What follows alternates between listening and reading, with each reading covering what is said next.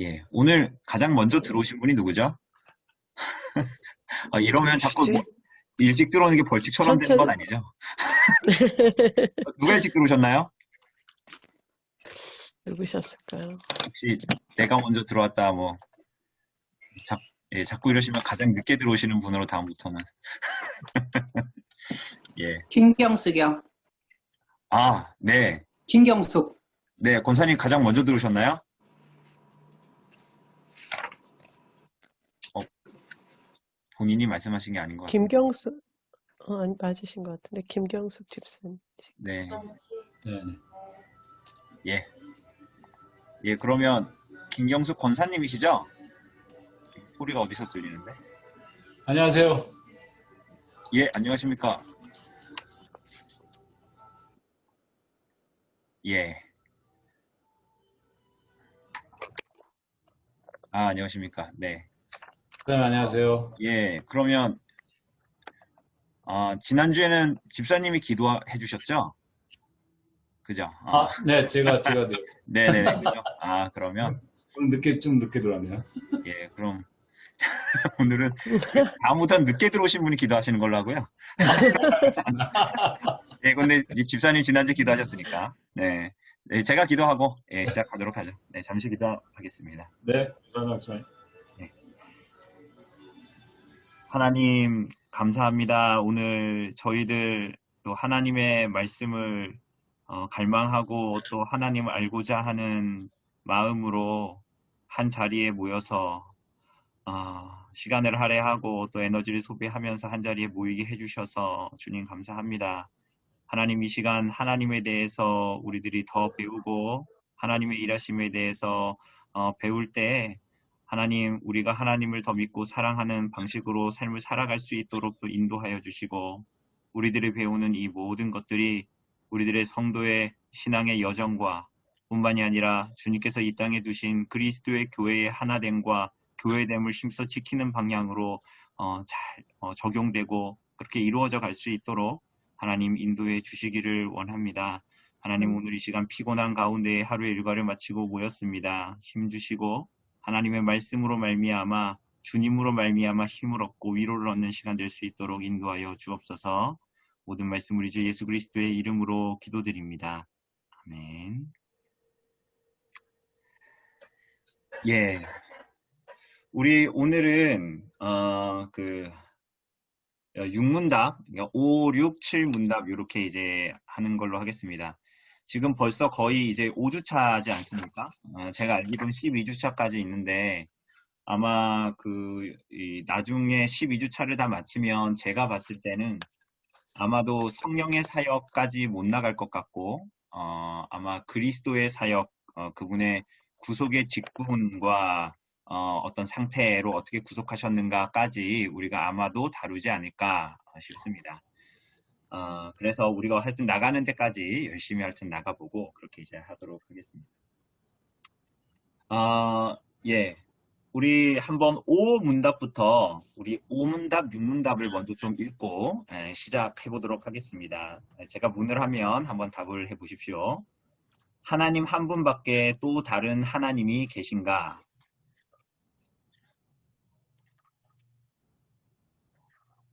네. 네. 하나님 한 분 외에 더 많은 하나님이 있습니까? 했을 때 살아계시며 참되신 하나님은 오직 유일하게 한 분뿐입니다. 이렇게 얘기하고 있죠. 네, 제가 6문답 또 제가 문을 해보겠습니다. 하나님의 신격에 몇 위가 계신가? 3위가 계십니다. 3위. 3위가 네. 계십니다. 그렇죠. 여기 문답에 보면 하나님의 신격에 3위가 계시는데 성부와 성자와 성령이시고 이 3위는 한 하나님이시고 본질에 있어서 같고 권능과 영광에 있어 동등하다 이렇게 이제 이야기합니다. 그죠? 그래서 우선은 우리가 지난주에 봤던 4문답은 하나님의 속성이었습니다. 그죠? 근데 그 하나님의 속성을 우리가 성경을 볼 때도 그러하고 우리가 성경을 읽을 때도 하나님이 어떠한 분이신가 하는 것을 이 지난주 우리가 사문답에 의해서 본 대로 그것을 잘 이해하고 붙드는 것이 매우 중요합니다. 그리고 5문답은 우리가 사문답에서 봤던 그 속성을 가지신 한 분, 존재와 지혜와 권능과 거룩과 공의와 선함과 진실이 무한하시며 영원하시며 불변하신 하나님, 영이신 그분이 한 분이다. 이렇게 얘기합니다. 그래서 여러분들 그 어플에 보면 요리문답 그 어플에 보면 거기에 영어로도 되어 있잖아요. But one only 이렇게 되어 있습니다. 그게 뭐냐면 오직 유일하신 한 분, 그러니까 하나라는 얘기를 계속적으로 반복하는 겁니다. 그래서 오직 유일하신 한 분이다, 하나라는 얘기를 계속 삼중으로 표현을 하는 것입니다. 강조하고 있는 거죠. 강조하고 있는 거예요. 그래서 하나님이 한 분이다. 사람들이 흔히 생각하는 신은 저희 언별리 혹시 와 보신 분 있는지 모르겠는데요. 저희 마을 들어오는데 초입에 저희 마을에는 선앙당이 있습니다. 선앙당. 그래가지고 이렇게 뭡니까? 뭐 지하 여장군 뭐 이런 게 서 있는 거 있잖아요. 두 개 딱 서 있고 1년에 한두 차례 밤에 가끔 일 있어서 나갔다가 들어오면 거기 불이 환하게 켜져 있어요. 그 안에 무슨 선앙당 같은 게 있어가지고 보면 지금도 거기에서 1년에 한두 차례 거기서 제사도 하고 막 그래요. 그래서 그런 선앙당 같은 것도 이렇게 보면 우리가 생각하는 신이 성경에 계시된 하나님의 속성에 의한 신이 아니라 마치 사람들이 생각하는 혹은 그리스 로마 신화나 이런 데 나오는 신들처럼 감정이 있고, 그죠? 그걸 뭐 오욕칠정이라 그러잖아요. 신들이 욕망도 있고 혹은 어떤 감정에 의해서 왔다 갔다 하고 막 그런 거 있잖아요. 그런 신에 대한 생각을 갖게 되죠. 인간적인 신을 갖게 되고 또 그 신도 나처럼 어떨 거다라는 생각을 자꾸 투영을 해서 그 신을 섬기기도 하고 그렇게 하잖아요. 그야말로 사람이 만든 신, 그걸 성경에서는 반복적으로 이제 우상이라고 말을 하지 않습니까? 우상이라고 얘기합니다. 요즘 사람들은 우상을 섬길까요? 살아계시며 유일하신 한 분 하나님이 계시다. 다른 우상은 다른 신은 없다고 얘기하는 건데 그럼 현대인들은 우상을 섬기지 않을까요? 어떨 것 같습니까? 우상을 섬기죠. 그죠? 어떤 면에서 그런 것 같아요, 지사님?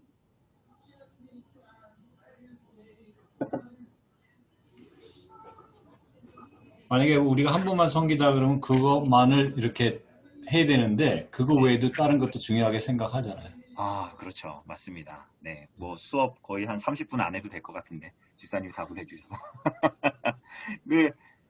우리가 선앙당을 봐도 그렇고 좀 전에 얘기한 대로 결국은 자기의 원함을 계속적으로 투영하는 건데 제가 대구 갈 일이 거의 없어가지고 제가 한 8년 전인가 대구를 한번 갔었어요. 거의 처음 갔던 것 같아요. 대구는 거의 가본 적이 없었는데 거기에 이제 뭐 803 무슨 케이블카가 있어서 막 타고 올라가고 막 그랬던 기억이 나는데 거기에 가니까 갓바위라는 게 있더라고요. 혹시 가보신 분들 계십니까? 그 돌부처가 크게 밖에 있는데 갓을 쓰고 있어요. 돌갓을. 근데 그때가 제가 봤을 때 수능이 거의 가까워 오던 10월, 11월이었던 것 같아요. 이때쯤이었던 것 같은데 저는 거의 그 교회 수련회 온 줄 알았어요. 그러니까 사람들이 막 눈물을 흘리면서 절을 계속 하는데 그 갓바위 앞에 이렇게 돌부처, 갓을 쓴 돌부처죠. 거기 앞에 제사상이 계속 거의 제가 한 10분 정도 거기에 머물렀던 것 같은데 한 10분, 20분마다 상이 계속 교체가 되는 거예요. 엄청난 이 제사상이 차려진 아마도 자기가 돈을 줘서 연등하는 것처럼 돈을 주고 그거를 이제 상을 이렇게 차리고 뭐 이러는 건가 봐요. 그게 막 수시로 바뀌더라고요. 그래서 그런 걸 보면 사실은 그게 뭐 요즘에 우상을 섬기는 사람들이 어디 있나라고 생각하지만 우리가 사실은 다 인지하고 있는 대로 사람들은 우상을 오늘날도 섬기죠. 그죠? 성경도 그것을 얘기합니다. 그래서 골로새서 3장도 보면 잠시만요.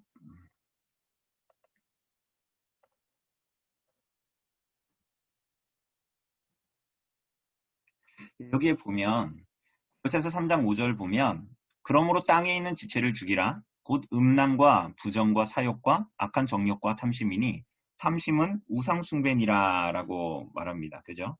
아까 유집사님이 말씀하신 대로 이 인간의 탐심을 골로새서에서 사도는 우상숭배다라고 이야기합니다. 그러니까 그게 갓바위에 뭐 부처를 섬기든 뭐를 섬기든 상관없이 사실은 그것은 자기를 섬기는 방식으로 우상숭배로 나타난다. 아까 집사님이 말씀하신 대로 하나님보다도 돈이나 권력이나 명예를 더 중요한 것으로 만들어 버려서 지금 그것들이 우리 존재의 목적과 의미를 좌우하고 소유리 문답, 일문답이 말한 것과 전혀 다르게 그것들이 우리들의 삶을 주장하기도 하고 오늘날 자아가 우상인 이 시대에 더욱더 그렇죠. 그렇게 자기를 섬기는 방식으로 우상을 섬깁니다. 오늘날도. 그래서 돈, 명예나 권력이 충분한가 그렇지 않은가가 내 인생의 만족과 불만족의 기준이 되죠.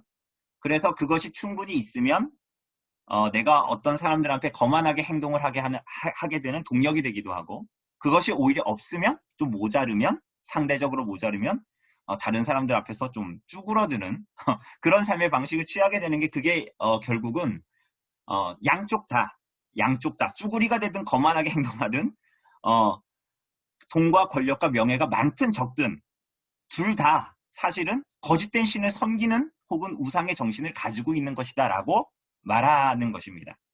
그러니 이렇게 나는 이렇게 재산이 많지 않고 명예와 권력이 그렇게 많지 않다.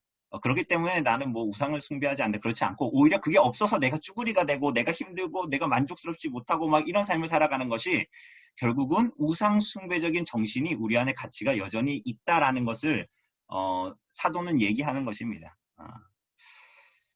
그래서 데살로니가 전서 1장 9절 같은 데도 보면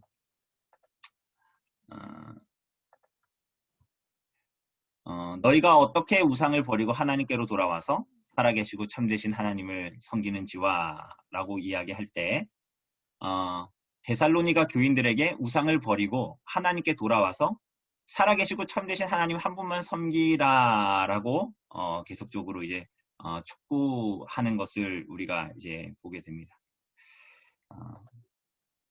그래서 오문답이 말하는 바는 결국은 다른 하나님 이외의 다른 것들 사실은 구약 성경이 말하는 대로 하나님도 붙잡고 있고 다른 것도 붙잡고 있고 사실은 하나님을 붙잡고 있는 것도 다른 것도 붙잡기 위해서 하나님을 사용하는 방식이죠. 이제 그런 방식의 것들이 아니라 살아계시고 참되신 하나님은 유일하신 한 분이시다라고 오문답이 이제 이야기하고 있습니다. 그렇다면 그 하나님이 누구신가 하는 거, 그분이 어떤 일을 하시는가 하는 것들이 매우 중요하겠죠. 그죠? 맹신과 미신이 되지 않기 위해서는 더 그렇겠죠. 저희 셋째 아이가 이언인데요. 이언이. 저희 첫째가 나단이고요. 조나단이고, 둘째가 조이엘이고, 셋째가 조이언입니다. 이름 되게 잘 지었죠? 예, 제 아내가 다 지은 겁니다. 저는 이제 보탠 게 없고요. 그런데 이언이가 저희 셋째가 5살인데 엄마랑 어제 자면서 이런저런 얘기를 했대요. 그런데 이언이가 죽으면은 천국 가냐고 우리 아이들은 그런 거 가끔 묻잖아요. 어떻게 이제 되냐고 이런 거를 이제 물었대요. 그러니까 이제 엄마가 뭐라고 얘기했냐면 그 예수님 잘 따라가고 꼭 붙들면 돼라고 라고 굉장히 성경적이지 않은 대답을 해줬어요. 그래서 꼭 어떻게 붙들어? 그거 애들한테 설명을 해줘야 되잖아요. 그러니까 우리가 살아계시고 유일하신 한 분 하나님이십니다라는 그 고백 안에는 그리고 우리가 소유리 문답을 공부하고 성경의 내용들을 읽고 하는 그 모든 그 내용들에서는 하나님이 누구신지 삼위 하나님이 누구신지 어떤 분인지 그분이 그러니까 존재만이 아니라 실제로 경륜적으로 그분이 무슨 일을 하셨는지 그리고 보이지 않는 영이신 하나님을 그 아들 그리스도로 보이셨는데 그분이 누구신지 그걸 알아야 되죠. 근데 안다고 됩니까? 안다고 되지 않고요. 그 아는 것은 그냥 역사적인 믿음으로 그칠 수 있잖아요. 역사적인 믿음이라는 게 그런 거잖아요. 예수님이 십자가에 달려 죽으셨다. 라는 거를 예수님 당시에 보았던 사람들 있잖아요. 예수님 죽는 걸. 그냥 그걸 다 보고 그리고 예수님이 3일 만에 무덤 비었네? 제자들이 살아났다고 얘기하던데 그렇게 듣는 거, 그렇게 아는 거, 그게 뭐예요? 역사적인 믿음이죠. 그죠? 그렇지만 그들은 믿지 않았죠. 믿지 않은 사람들이 그러니까 역사적인 믿음은 구원 없는 참된 믿음이 아니죠. 그러니까 조금 전에 얘기했던 대로 돌아가면 삼위 하나님이 누구신지를 알고, 그리고 지난주에 사문답에서 얘기한 하나님의 속성이 뭔지를 알고, 그래서 그 하나님이 어떻게 우리 가운데 구속을 행하시는가, 특별히 예수 그리스도, 보이지 않는 하나님을 그대로 나타내시고 보이신 그 그리스도가 누구시고 그분이 하신 일이 무언가 라는 것을 알 뿐만이 아니라 어떻게 해야 돼요? 사실은 안다라는 것은 믿어야 되는 거야. 믿음이 선제돼야 우리는 알 수가 있습니다. 그게 되게 특이하죠. 우리가 마치 영어 수학 공부하는 것처럼 이렇게 공식이 맞고 아다리 이게 맞으면 우리는 하나님을 믿게 된 사람 여기 가운데 아무도 없을 거예요. 그죠? 우리가 오늘 보겠지만 삼위일체나 작정을 우리가 다 이해할 수가 없음에도 우리는 믿죠.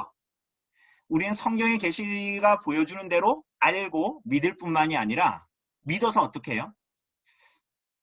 믿어서 회개합니다. 루터가 종교개혁 때 회개하라고 얘기했을 때는 내가 잘못했습니다라는 것이 아니라 하나님께 회개라는 말 자체가 하나님께로 돌이키는 거잖아요. 돌이켜 살아가는 것을 말한 것입니다. 그런데 우리가 나중에 보겠지만 믿는 것도 회개하는 것도 우리가 할 수 있는 것이 아니라 누가 하시는 거예요? 하나님이 그걸 뭐라 그러냐면 구원하는 은혜로 믿음과 회개를 주셨다라고 소요리 문답 86, 87 문답이 이야기합니다. 두 개 다 뭐라고 얘기하냐면 구원하는 은혜 때문에 우리가 그렇게 받게 됐다. 뭘요? 믿음과 회개를. 그러니 우리가 아는 것으로 끝나는 것이 아니죠. 사실은 아는 거에 앞서서 믿음과 회개를 구원하는 은혜로 받은 사람들이 하나님 앞에 살아계시고 참되신 유일하신 하나님을 믿게 되는 겁니다. 이건 제가 저희 교회에서 가끔 성도들에게 설교하거나 교육할 때 자주 쓰는 말인데, 그 진리의 한 조각이라도 그것이 진리의 하나님께 속한 진리의 조각이기 때문에 그것이 사람의 마음에 떨어지면 거듭나게 하고 그가 하나님을 알게 하는 거예요. 그래서 많이 배우지 않은 막 약 6년 전에 한글을 뗀 우리 교회에 있는 87세 권사님도 많이 배우지 않았어도 많이 알지 못해도 하나님이 누구시고 예수 그리스도가 누구시고 그분이 대체 무슨 일을 하셨는가 하는 진리의 한 조각이 그의 심령에 떨어지면, 그리고 그게 어떤 한 무지한 아이에게 떨어지면 사람이 거듭나고 중생하게 되는 일입니다. 그죠? 그래서 유일하시고 참되신 하나님이 누군가를 아는 것은 굉장히 중요하겠죠. 요리문답의 그냥 문구가 아니라 그와 연해서 제가 오늘 책 소개를 좀 중간에 하려고 일부러 오늘 제가 삼위일체 하겠지만 어려울 겁니다. 어쩌면 재미가 없을 수도 있습니다. 그런데 이 책이 뭐냐면요.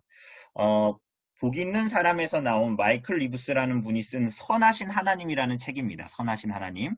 그런데 이 책을 제가 읽고 무슨 생각이 들었냐면 삼위일체를 이렇게 굉장히 재미있게 그리고 적용적으로 훌륭하게 서술할 수 있는가, 그러면서도 얄팍하지 않고 굉장히 풍성하게 굉장히 제가 삼위일체에 대한 책을 읽었을 때 굉장히 기억에 남는 한 책을 뽑으라면 이 책입니다. 물론 인터넷 서점에 많이 들어가 보면 이따만한 굵은 책들 굉장히 많아요. 삼위일체에 대한 논한 거. 그런데 그런 것들보다 저한테 훨씬 더, 그리고 우리 성도들에게 훨씬 더 좋은 책이 이게 아닐까라는 생각이 듭니다.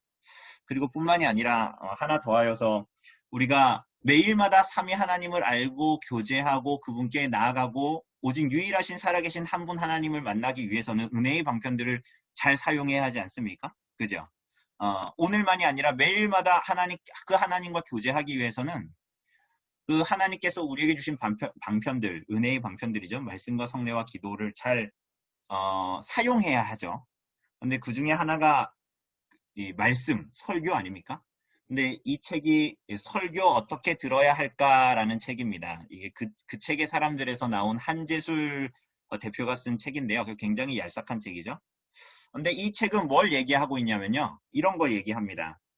목차를 보면요. 설교가 하나님께서 사용하시는 강력한 수단인데 어떻게 들어야 하는가요? 여러분들 가운데 뭐 이렇게 주일날 전날에 여러분 남소울교회 주보 일찍 올라오죠. 그죠?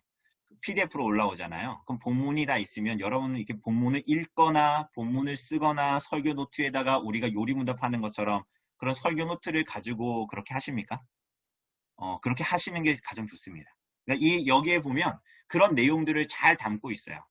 이 한재술 대표가 목사가 아니기 때문에 굉장히 평신도로서 어떻게 설교를 들어야 하는가를 개혁주의 전통 안에서 잘 서술하고 있어요. 굉장히 편한 방식으로.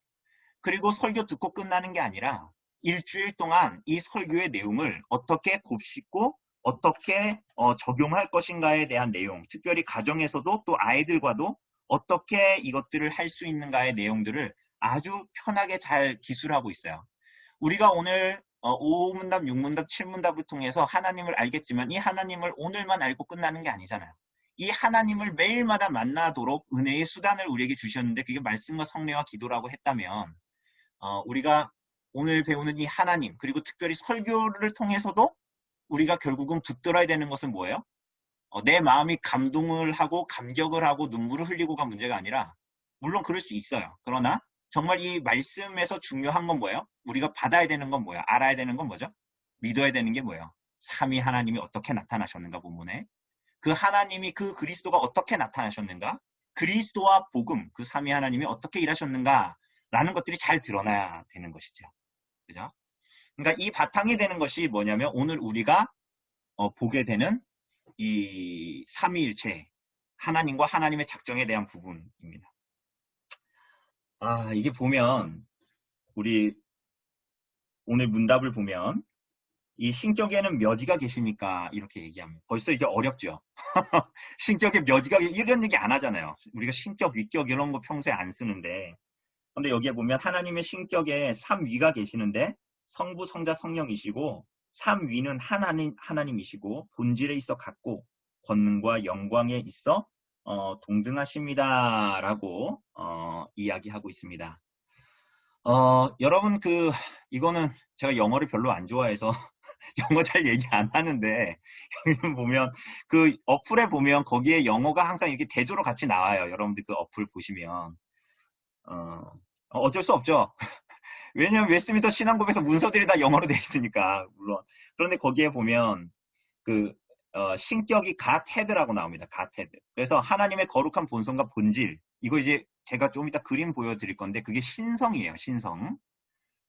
그걸 신격이라고 이제 번역이 되어져 있고 위격은 person이라고 되어져 있어요. 그래서 그게 뭐냐면 위격이라고 불러요. 이 위격은 뭐냐면 아주 쉽게 얘기하면 이런 겁니다.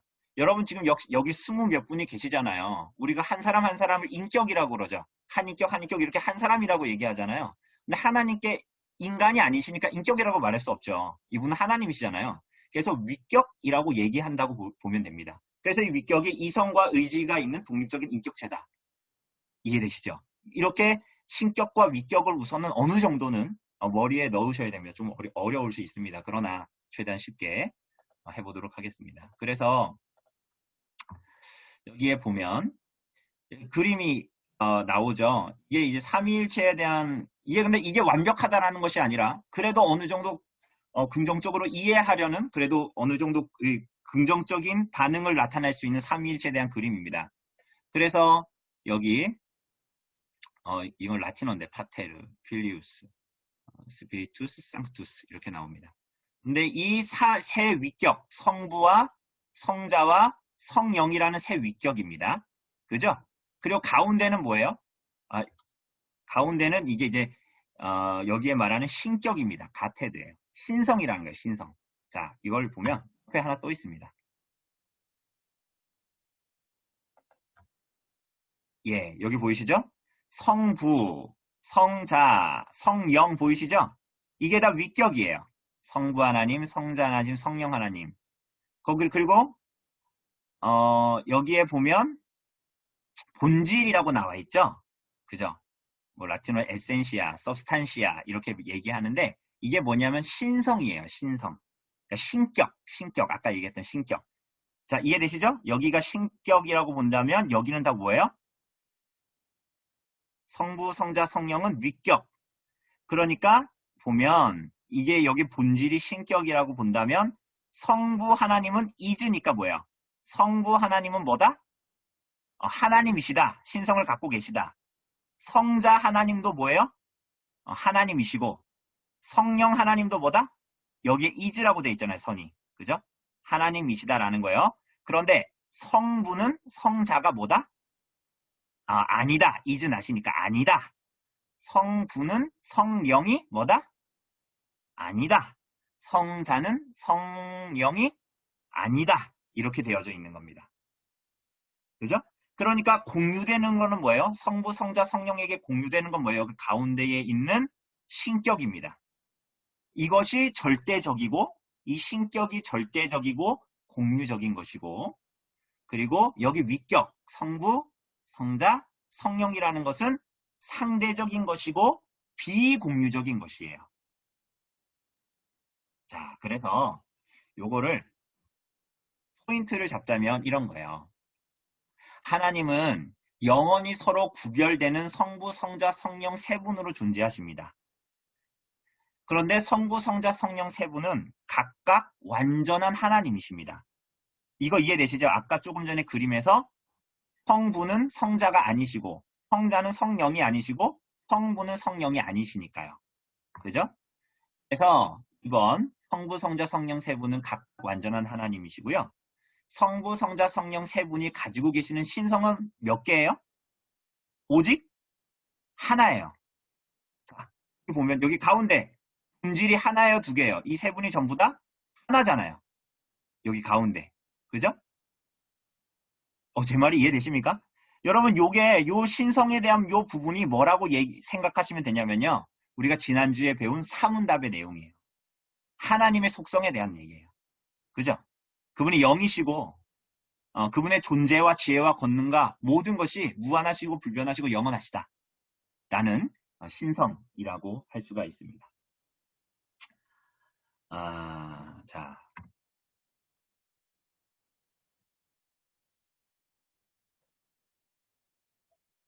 여러분, 어떻습니까? 어렵죠, 조금. 우선은 이해되시죠? 이 신격하고 위격은 구분이 되시죠? 신격하고 위격이 구분이 되면 됩니다.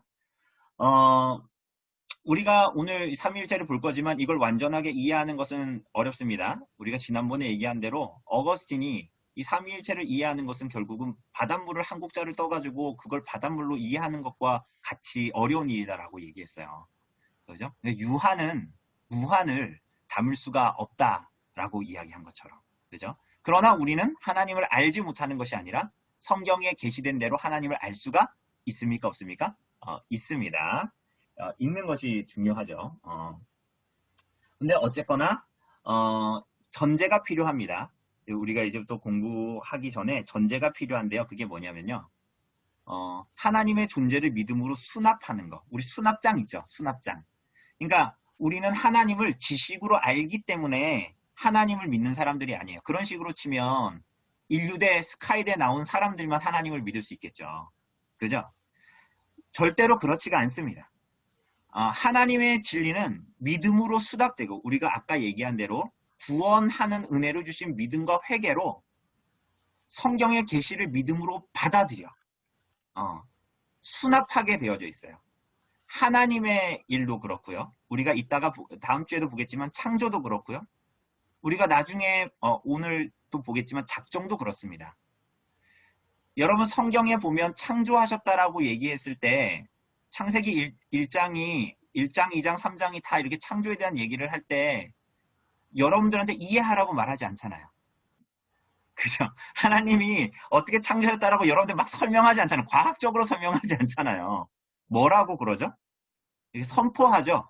그러니까 선포하면 어때요? 우리는 그걸 믿음으로 받아들여요. 믿음으로 수납하죠. 오늘 삼위일체에 대한 내용도 그리고 그분의 일인 하나님의 작정도 성경의 계시대로 우리는 받지만 그것을 믿음으로 수납합니다. 우선은 그런 전제를 가지고 우리가 보셔야 됩니다. 자, 삼위일체. 성경이 하나님에 대해서 말할 때 그리고 우리가 믿는 기독교의 하나님을 말할 때 삼위일체를 말합니다. 여러분 근데 삼위일체라는 용어가 성경에 나옵니까? 안 나옵니까? 네, 안 나오죠. 안 나오죠. 그래서 이단들이 흔히 하는 얘기가 뭐예요? 성경에 삼위일체라는 말이 안, 안 나오지 않냐. 문자적으로 성경에 나오냐, 삼위일체. 그런 신학적인 내용은 버려라, 갖다 버려라. 뭐 이런 얘기 하죠. 그죠. 그 어젠가요? 뉴스 보셨는지 모르겠지만 신천지 그 이만희께서 자기 억울하다고 못 죽겠다고 자기 죽더라도 원래 이만희 그 신천지 교리는 이만희는 안 죽거든요. 근데 이만희가 굉장히 이상한 말을 하더라고요. 자기가 죽더라도 이건 밝히고 죽어야 되겠다고 이런 얘기를 하는데 어쨌거나 이 삼위일체라는 이 용어를 그러니까 없다라는 거예요. 신천지도 그런 얘기를 하죠. 근데 성경에도 안 나오는 용어를 왜 쓰냐는 거예요. 근데 성경에는 그 용어가 나오지 않지만 이 용어가 발생하게 된 것은 교회의 역사 안에서 이단과의 싸움이에요. 그러니까 하나님이 누구신가 우리가 보겠지만 예수님이 하나님이시냐 뭐 이런 거 있잖아요. 뭐 양태론 우리가 많이 얘기하는 양태론. 뭐 그런 거하고 이단하고의 싸움 그런 과정들을 통해서 삼위일체라는 말이 나타났는데 성경에 삼위일체라는 말이 없기 때문에 그럼 우리 쓰지 않냐? 그렇지 않습니다.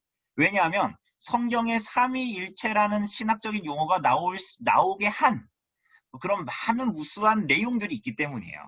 그죠? 그래서 그것을 표현할 때 삼위일체라고 표현하는 것입니다. 자, 보면 그래서 어디에 그게 나오냐? 라고 했을 때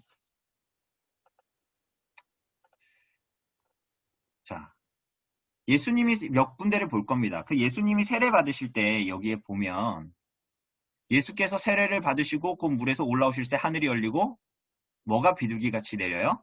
하나님의 성령이 비둘기같이 내려 자기 위에 임하시는 보시더니 하늘로부터 소리가 있어 말씀하시되 이는 내 사랑하는 아들이요 내 기뻐하는 자라. 이게 전형적으로 우리가 삼위일체를 얘기할 때 자주 나오는 거죠. 그죠? 그러니까 여기에 성부와 성자와 성령이 다 나타나요? 안 나타나요? 나타나죠. 그죠? 그러니까 이 하늘로부터의 소리는 성부 하나님의 음성인 것이죠. 그죠? 보면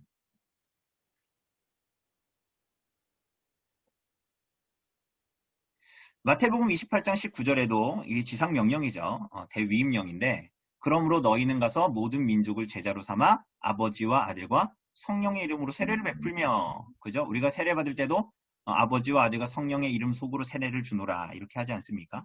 그죠? 뿐만이 아닙니다. 보혜사에 대해서 예수님께서 말씀하실 때 요한복음 14장 26절에 보면 보혜사 곧 아버지께서 내 이름으로 보내실 성령 그가 너희에게 모든 것을 가르치고 내가 너희에게 말한 모든 것을 생각나게 하리라 그러잖아요. 그죠? 근데 여기서 보면 아버지께서 여기서 아버지는 누구예요? 당연히 성부시겠죠. 그리고 성령님 보혜사도 나오고 성령도 나오지만 이 성령이 누구의 이름으로 보내주시는 거예요? 내 이름으로 보내실 성령이래요. 근데 여기서 내는 누구? 여기서 나라는 게 누굽니까? 당연히 예수님, 성자 하나님이신 거예요. 그죠? 그러니까 14장 26절에도 성부와 성자와 성령 하나님이 나타나실 거다. 나온다. 이렇게 이제 우리가 당연히 성경의 증거를 통해서 볼 수가 있고 14장 뭐 이따가 보겠습니다. 성령님이 나오시고 이러는 거는 자 이런 내용들을 통해서 볼 수가 있습니다. 그러면 이 삼위일체에 대한 내용들이 이렇게 성경에 이렇게 나타났는데 이렇게 나타나 있는데 좀 전에 본 대로 요한복음에도 마태복음에도 나타나 있는데 왜 그럼 삼위일체라는 말이 굳이 나와야 됐냐라고 얘기했을 때 삼위일체에 도움을 준 이단들이 있습니다. 신천지가 우리한테 도움을 주는 것도 있잖아요. 그죠? 아니 물론 도움 안 준 게 많지만 그래서는 안 되었지만 어쨌거나 교회가 각성을 하게 하고 그런 것들이 있지 않았습니까? 삼위일체에 도움을 준 이단들이 있습니다. 그게 뭐냐면 첫 번째로 아리우스라는 사람입니다. 그래서 이 사람은 3세기의 감독이었습니다. 교회의 감독이었는데 이 사람이 뭘 주장했냐면요. 예수님이 완전한 하나님이 아니라 성부와 유사한 분이다. 그래서 아까 조금 전에 제가 띄워둔 PPT에 보시면 유사 본질, 벌스, 동일 본질 이렇게 돼 있었습니다. 그러니까 이 아리우스는 뭘 주장했냐면요. 유사 본질을 주장했어요. 그러니까 예수님은 성부와 유사하게 그러니까 피조물이라는 거예요.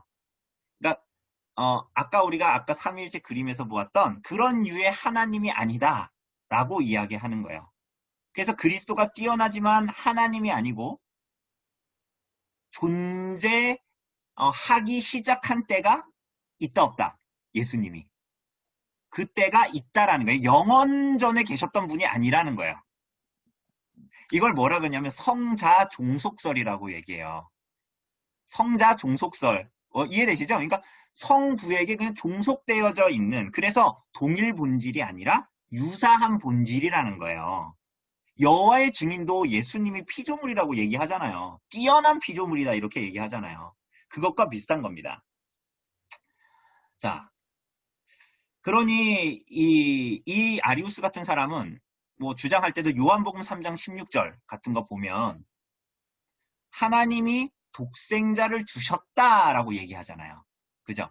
독생자를 주셨다라고 얘기했으니까 이것은 시간 속에서, 그래서 성부 하나님이 그리스도를 낳으셨을 때 그리스도가 존재하게 되었다. 이렇게 성부께 종속되어진 것이다. 동일 본질이 아니라 어떤 본질이다? 유사 본질이다. 그런데 이게 성령께도 적용이 됐을까요? 안 됐을까요? 당연히 됐겠죠. 그래서 성령 하나님을 뭐로 봤냐면 어떤 하나님의 기운? 어떤 하나님의 영혼? 이런 식으로 봤던 거예요. 그게 성령 종속설입니다. 이해하기 쉽죠? 그죠? 근데 이게 325년에 공교회 회의, 니케아 공유회에서 아리우스가 이단으로 이제 정죄가 되고, 그래서 이 니케아 공유회에서 동일 본질이다라고 이제 얘기합니다. 그게 뭐냐면 성자 하나님이 성부 하나님과 동일 본질이다. 동일한 신성을 가지고 계신 영원 전부터 계신 하나님이다. 이렇게 교회가 이렇게 결정합니다. 성경에 의해서 그렇게 하는 거예요. 그런데 사실은 이것은 뭐 그냥 회의가 뭐 막무가내로 밀어붙인 거 아니냐 이렇게 생각할 수도 있지만 여러분 그렇지가 않습니다. 성경의 모든 근거들을 가지고 이야기를 하는 거죠. 제가 이거를 안 해놨네요. 안 해놨는데 우리가 잘 아는 거 창세기 1장 26절을 보면 하나님께서 사람을 지으실 때 누구의 형상으로 지으십니까? 누구의 형상이라고 그래요? 우리의 형상이라고 그러죠? 그래서 어떤 사람들은 그게 하나님의 되게 이 절대 위엄을 표현할 때 사실은 이 장엄복수라고 해서 히브리어는 그렇게 표현하거든요. 그러니까 나라고 표현하지 않고 제가 되게 뛰어나게 저를 표현할 때 우리라고 표현한다는 거예요. 장엄복수라고 나들 뭐 이런 식으로 표현하는데 그런 식으로 주장하는 사람들도 있는데 그렇지가 않고 이 우리의 형상이라고 얘기했을 때는 우리가 다 이해하는 대로 삼위일체 하나님을 얘기하는 거야. 그러니까 우리라고 말씀을 하시는 거예요. 뿐만이 아니라 여러분 이사야서 6장 8절에 보면 여러분 안 찾으셔도 돼요. 여러분들이 다 외우고 계십니다. 여러분 복음송 중에 주님 내가 여기 있사오니 나를 보내소서 그러잖아요. 이사야서잖아요. 그런데 그때 이사야서 6장에 보면 주께서 이르시되 내가 누구를 보내며 누가 우리를 위하여 갈고 기억나십니까? 그러니까 우리를 위하여 갈 거라고 얘기하죠. 이사야서에 보면 하나님께서 물어보시는 거예요. 그러니까 내가 여기 있사오니 나를 보내소서 이런 식으로 얘기를 하잖아요. 이사야가. 근데 여기에도 보면 하나님께서 자신을 표현하실 때 뭐라고 하시는 거예요? 우리를 위하여 누가 갈고 이렇게 말씀하시죠. 그리고 여러분들 이사야서 61장 주 여호와의 신이 내게 내리셨으니 이거 송정미 씨 옛날에 복음송 이런 거 있었잖아요. 근데 여기 보면 주 여호와의 영이 내게 내리셨으니 주 여호와의 영은 누구세요? 성령이시잖아요.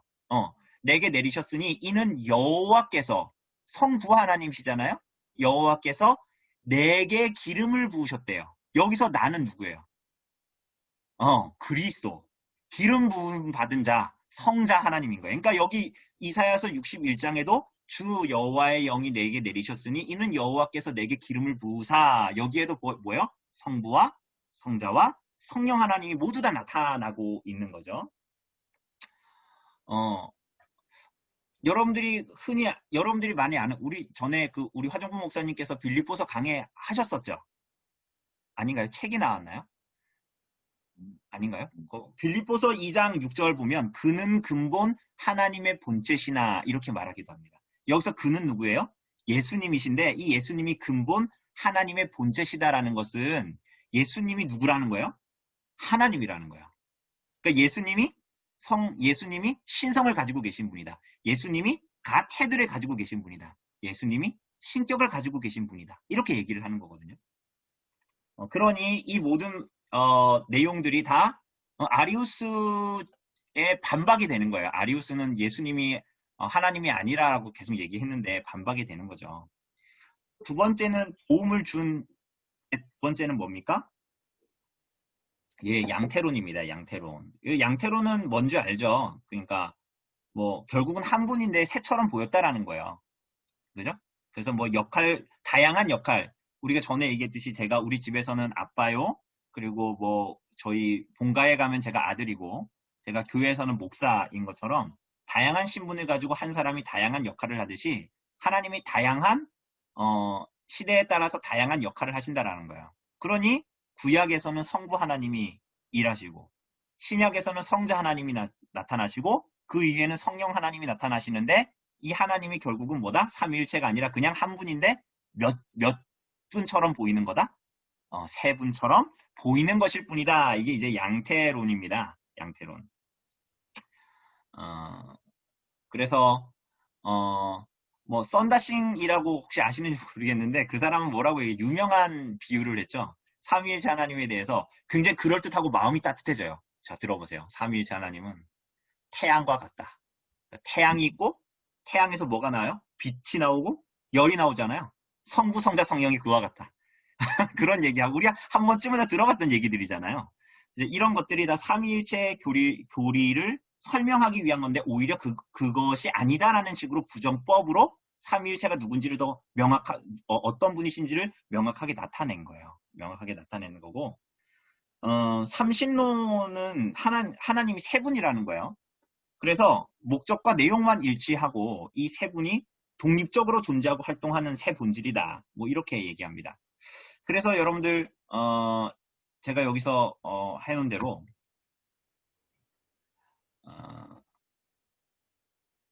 죄송합니다. 삼신론은 뭐예요? 삼신론 하나님이 신성이 셋이고 신성을 가진 인격적인 분도 셋이다. 우리 삼위일체 할 때는 신성이 몇이었어요?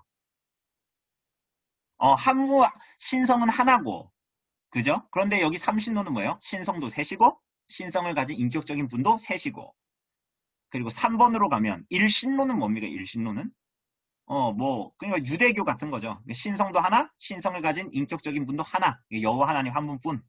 근데 삼위일체는 뭡니까? 신성은 하나, 신성을 가진 인격적인 분은 세 분이시다. 이렇게 이제 구분할 수 있다라는 것입니다. 자, 이렇게 성부, 성자, 성령, 하나님이 계신데 이 세 위격의 관계는 어떨까요? 이제 그것을 보는 겁니다. 여러분 근데 이게 신학적인 내용이 아니라 이게 조금 전에 얘기했던 대로 이단과의 싸움 가운데서 나타났고 그리고 이것을 통해서 신학적인 막 머리를 굴린 게 아니에요. 이 사람들이 막 똑똑하기도 했지만 똑똑해서 머리를 굴렸다는 게 아니라 오늘 이제 보겠지만 성경이 말하고 있는 삼위일체를 이렇게 진술을 하기 시작합니다. 진술을 하는데 이 세 분의 관계에 대해서 말할 때요. 이렇게 말을 해요. 세 위격의 관계요. 성부는 다른 위격들에 의해서 존재하는 것이 아니라 기원 없이 존재한다. 이렇게 말합니다. 기원 없이 존재한다. 자, 성자는 성부가 영원히 낳으심으로 존재한다. 여기서 영원히 낳으셨다 이런 것들이 다 성경의 진술을 그대로 가지고 온 거예요. 왜냐하면 이해할 수 없기 때문에 그랬던 거예요. 성령 하나님은 뭐냐면 성부와 성자로부터 영원히 나오신다. 아까 요한복음 14장 26절 말씀에 보면 내 아버지께서 내 영을 보내신다. 나에게서 나온다. 이런 식으로 표현을 하거든요. 그래서 성령을 영원히 나오신다. 누구로부터? 성부와 성자로부터 나오시는 분이 성령이시고 성자는 나오시는 게 아니라 성부가 낳으셨다. 그죠? 그러니까 이게 어렵죠. 그러니까 이게 뭔 얘기인가? 그 진술이 그래요. 성경의 진술이 그렇다라는 거예요. 왜냐하면 성부, 성자, 성령 하나님에 대해서 사람들이 왈가왈부하고 이단적인 가르침들이 막 나오니까 성경의 진술이 이거다라고 얘기한 거예요. 하나님은 그리스도를 낳으셨는데 시간 속에서 낳으신 것이 아니라 시간을 초월해서 낳으셨다. 이게 좀 어렵잖아요. 어려운데 이것이 성경의 진술입니다. 보면 이사야서 9장 6절을 보면 이렇게 나옵니다. 이는 한 아기가 우리에게 낳고 한 아들을 우리에게 주신 바 되었는데, 이거 예수님에 대한 얘기죠. 그의 어깨에는 정사를 메었다. 다스림과 통치권이 있다라는 거예요. 정사를 메었다라는 것은. 그의 이름은 기묘자라 모사라, 전능하신 하나님이라 영존하신 아버지라 평강의 왕이래요. 그러니까 이사야서 2장 7절, 아니 시편 2장 7, 2편 시편 2편 7절도 보면 오늘날 내가 너를 낳았도다라고 이야기하잖아요. 근데 우리는 오늘날 내가 너를 낳았도다 그러면서 자꾸 이제 나를 낳았다라고 생각하는데 이 시편 2편은 지금 예수님 얘기를 하는 거예요. 거기서도 낳았다라고 얘기해요. 낳았다. 그러니까 성부가 성자를 영원히 낳으셨다라고 말합니다. 그러니까 예수님은 마리아가 예수님을 출산하기 전에, 그러니까 예수님이 성육신 하신 것은 시간 속에서고 예수님이 성부가 성자를 낳으신 것은 영원히 낳으셨다라고 표현하는 거예요. 표현하는 거. 근데 이거를 이제 잘못 이해하면 자꾸만 아까 성자 종속설처럼 자꾸 생각하는 거예요. 여호와의 증인들처럼. 성자가 계시지 않았던 적이 있었다. 이런 식으로 생각을 하게 되는 거죠. 그러면 성령 하나님은 성부 하나님과 성자 하나님으로부터 영원히 나오신다라고 얘기합니다. 여러분 여기서 낳는다라는 것과 나오신다 이게 다 성경적인 진술이에요. 성경에서 말하고 있는 진술입니다. 왜 이렇게밖에 얘기할 수 없었냐면 그 이상으로 우리가 이해할 수 없기 때문이에요. 그래서 성부와 성자로부터 영원히 나오신다. 갈라디아서 4장 6절에도 보면 너희가 아들이므로 하나님이 그 아들의 영을 우리 마음 가운데 보내셔서 우리가 아빠 아버지라고 부르게 하셨대요. 맞죠? 그죠? 자 보십시다. 너희가 아들이에요. 이거 우리들한테 얘기하는 거예요. 근데 하나님 어떻게 아빠 아버지라고 우리가 부르면서 하나님의 아들이 됐냐면 하나님이 성부께서 그 아들의 영을 우리에게 보내셨어요. 그 아들의 영은 누구예요? 성령. 성령이시잖아요. 그런데 이 영은 누구로부터 나온 거예요?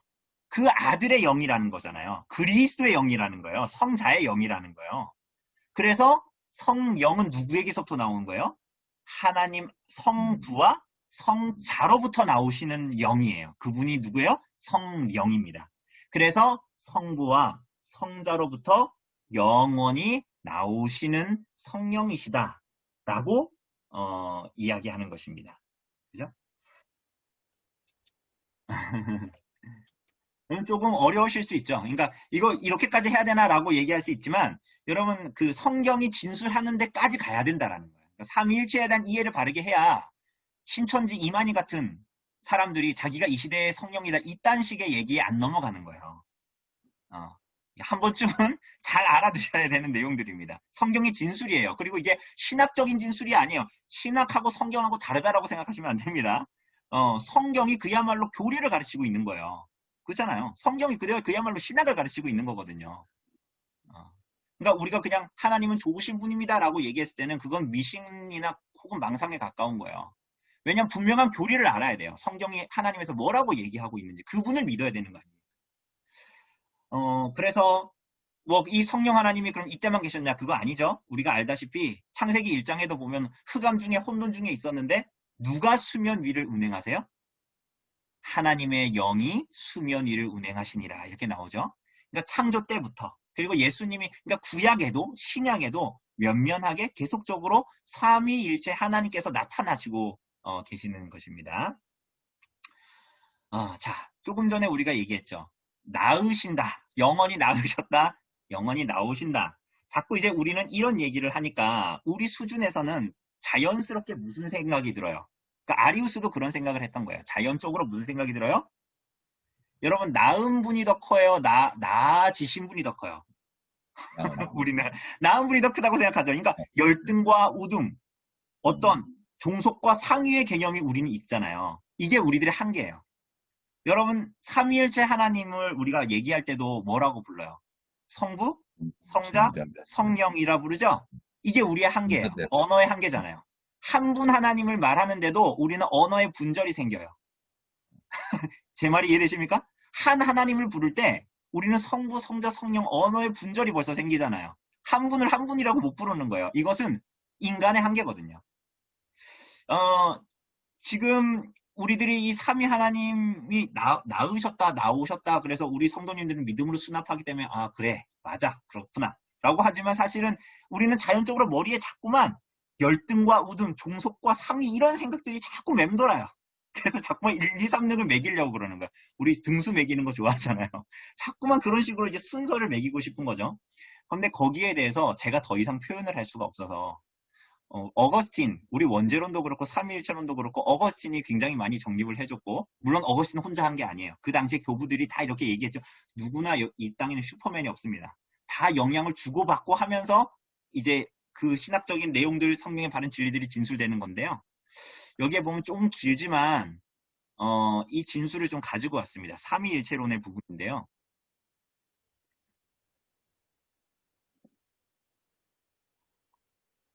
조금 길죠. 그렇지만 여러분 한번 눈으로 한번 따라와 보세요. 제가 읽는 게 나을 것 같으니까 한번 천천히 따라와 보세요. 이건 고백록 4권입니다. 고백록 4권인데요. 그런데 성자께서 찬찬히 한번 읽어보세요. 좀 쉬실 겸 해서. 성자께서 성부로부터 보냄을 받으셨다고 하는 까닭이 한 분은 성부이고 한 분은 성자이기 때문이라면 성자와 성부가 동등하고 성부와 한 실체이시며 함께 영원하시다고 믿는 일에 장애가 되지 않으며 성자가 성부께 보냄을 받으셨다라고 믿는 일도 전혀 장애가 되지 않는다. 어느 분이 더 크고 작기 때문이 아니라 한 분은 아버지이고 한 분은 아들이며 한 분은 낳은 분이고 한 분은 낳음을 받은 분이며 한 분은 보냄받은 분이 유래한 원천이고 한 분은 보내는 분에게서 유래한 분이기 때문이다.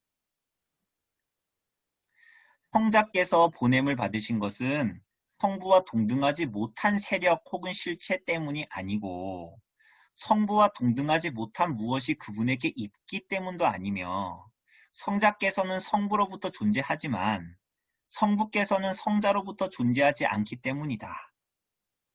마치 빛으로부터 빛이 나오는 것과 같은 것이다. 말씀은 전능하신 하나님의 영광의 발산이신 빛이 하나이면서 모든 것을 할 수 있다고 증언한다. 그렇다면 전능하신 분이 아니시고 누구신가? 그 신비가 육신으로 드러났고 영으로 의로워졌으며 천사들에게 나타났고 만민 가운데 선포되었으며 세상에서 믿음의 대상이 되고 영광 가운데 높여졌다. 혹시 더 헷갈리실지도 모르겠는데 어쨌거나 이 하나님께서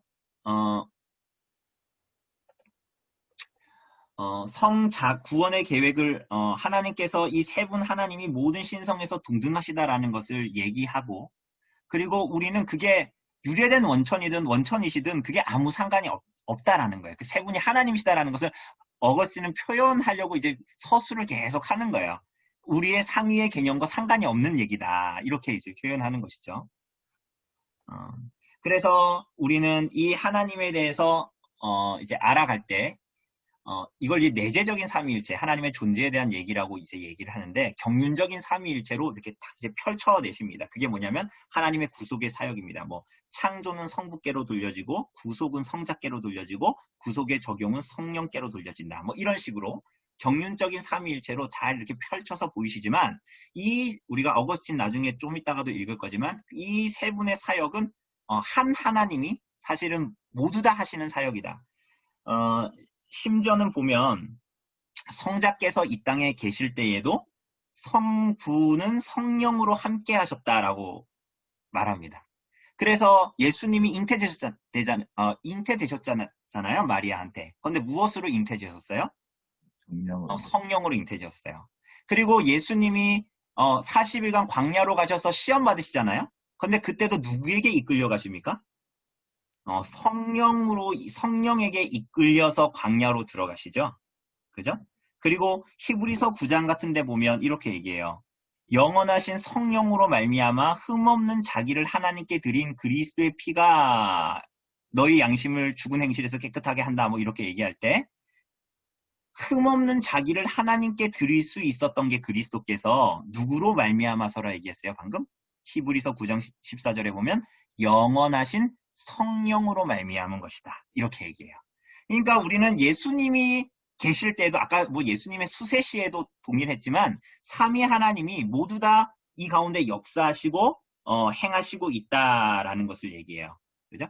그러니까 그래서 외부적인 우리가 이따가 보겠지만 외부적인 삼위일체 사역은 누구에게 돌려지고 창조는 성부께, 구속의 실행은 성자께, 적용은 성령께 돌려지지만 이 외부적인 사실은 하나님의 삼위일체 하나님의 사역은 사실은 분리되지 않는다. 조금 전에 얘기했던 그런 식으로 예수님의 생에서 볼 수 있는 그런 식으로 나타나게 됩니다. 조금 재미없지만 그래도 유익할 것 같아서 우리 성령 하나님에 대한 것을 조금 더 읽어보죠. 이건 이제 아까 어거스틴이 고백록에서 말한 성령 하나님에 대한 부분이에요. 이렇게 얘기합니다. 보내신 성부와 보냄받은 성자가 하나이듯이 한 분이듯이 마찬가지로 성령도 두 분과 하나이시니 이 셋이 하나이시다. 성령이 하나님의 선물이라 함은 성부께로부터 바람을 의미한다. 다만 성령이 성자로부터 바라지 않는다고 단정할 수는 없다. 성자께서 숨을 불어 넣으시며 성령을 받으라 고 말씀하신 것이 성령이 성부로부터만 바라시는 것이 아니고 성자로부터도 바라신다는 사실을 적절하게 상징하는 증명이기도 했다.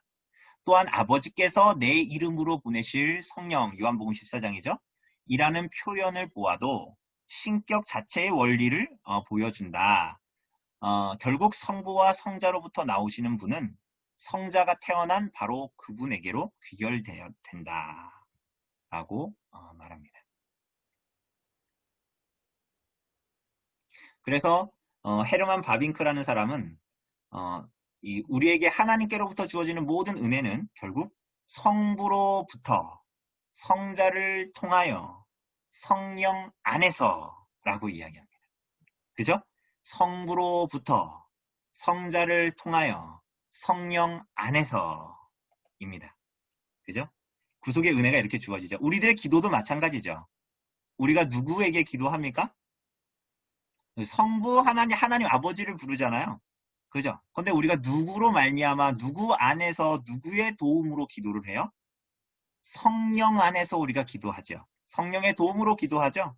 누구의 이름으로 기도를 드립니까? 예수 그리스도의 이름으로, 성자 하나님의 이름으로. 우리들의 예배도 삼위일체적이죠. 그죠? 찬송가 1장이 뭐예요? 만복의 근원 하나님이죠. 그죠? 삼위 하나님의 이름을 찬송하죠. 예배를 마칠 때에도 강복 선언을 하죠. 그죠?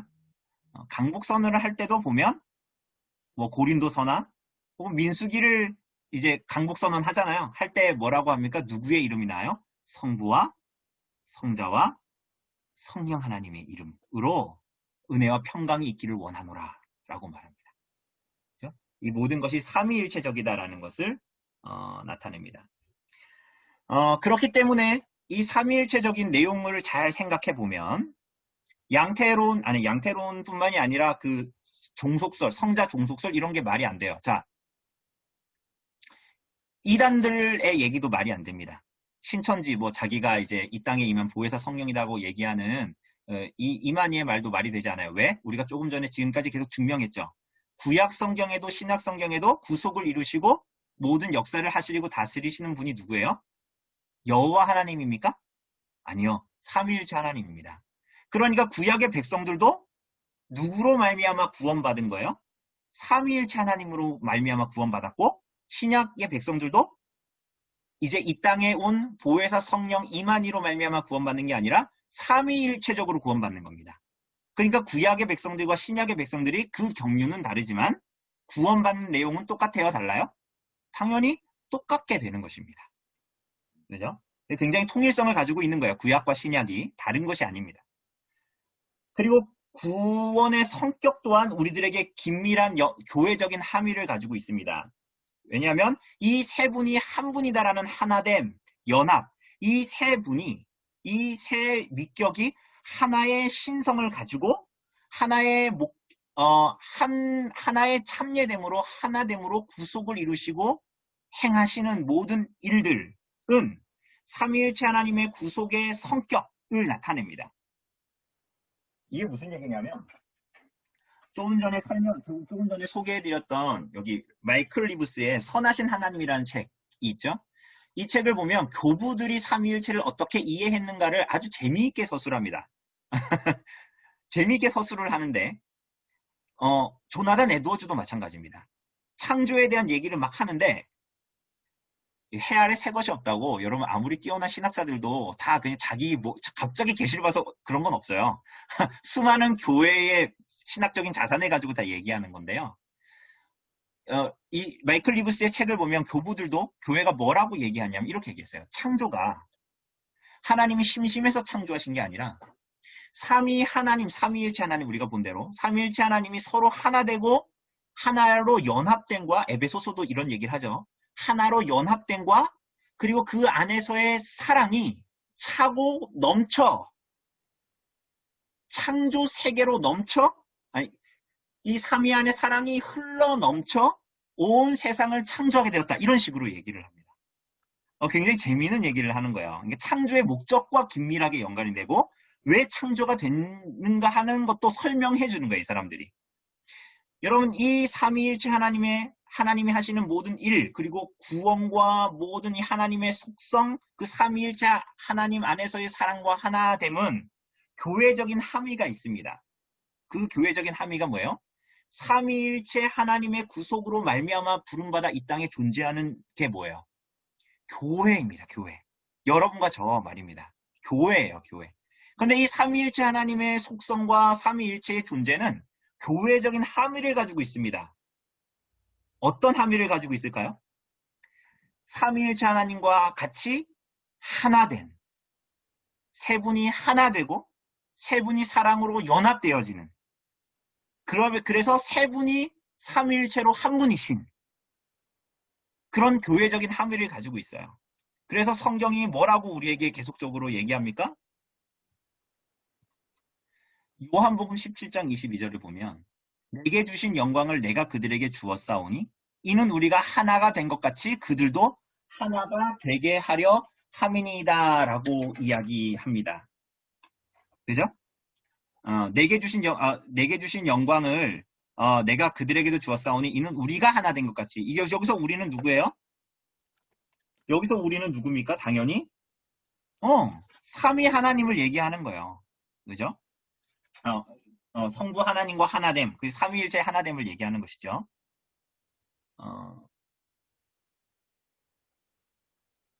뿐만이 아닙니다.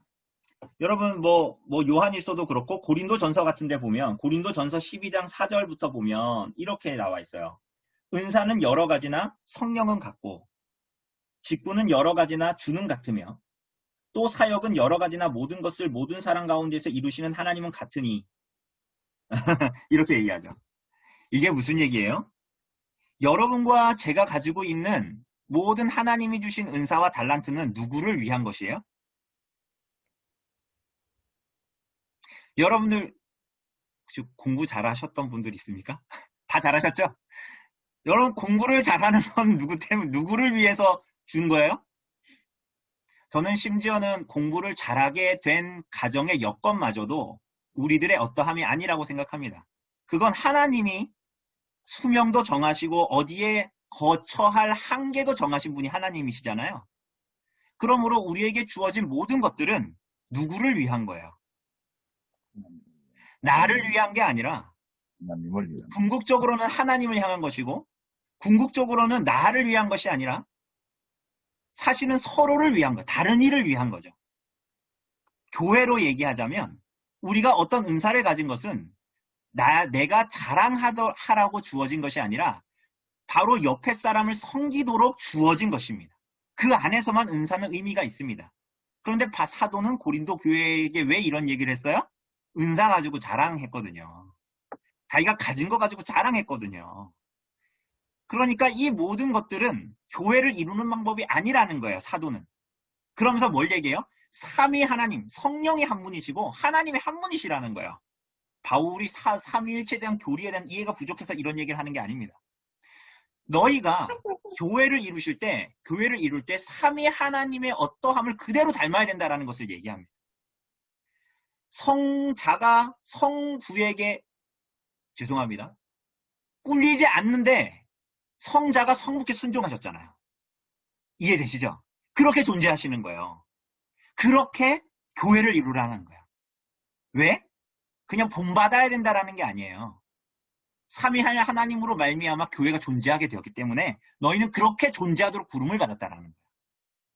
공부해서 남주도록, 돈 벌어서 남주도록, 이웃을 섬기도록, 서로를 사랑하도록. 그거는 에베소서에서도 말하는 부부의 관계도 마찬가지죠. 다 그런 식으로 표현하잖아요. 남편에게 뭐라 그래요? 아내를 어떻게 사랑하래요? 별로 말하기 싫어하시는 것 같은 남성분들이. 그리스도께서 교회를 향해 자신을 주신같이 사랑하라 그랬잖아요. 그죠? 아내도 마찬가지죠. 그죠? 그러니까 그게 다 어디에서 나오냐면 삼위 하나님의 하나됨과 연합과 서로를 사랑함, 순종함, 자신을 내어줌, 뭐 이런 데 나타나 있는 것입니다. 여러분, 이게 삼위일체 하나님에 대한 존재, 그리고 이것은 반드시 지난주에 봤던 사문답 하나님의 속성과 연하여서 보아야 합니다. 그죠? 왜냐하면 하나님이 어떠한 삼부 하나님은, 성자 하나님은, 성령 하나님은 권위와 어떤 진실하심과 선하심과 인자가 좀 덜하다 더하다 그런 게 아니라는 거예요. 동일한 신성을 가지고 계신 영이신 분, 동일한 신격을 가지고 계신 분으로 나타납니다. 그 다음은 7문답인데요. 7문답 예정입니다. 예정을 보면 한번 문답을 해보죠. 여러분들 가지고 있는 그 책에는, 아니 그 어플에는 예정이라고 번역돼 있죠. 디크리가 예정이라고 번역돼 있는데 이걸 작정이라고 봐야 됩니다. 그리고 예정은 작정에 포함되어져 있는 거죠. 자, 한번 읽어봅시다. 제가 이제 문을 하면 답을 해보세요. 거기 나와 있는 대로. 하나님의 예정이 무엇인가?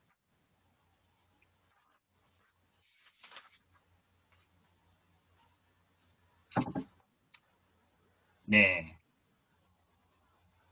예. 그러니까 하나님의 작정은 뭐냐라고 얘기했을 때, 하나님의 작정은 자기 뜻의 의논에 따라 세우신 영원한 목적입니다.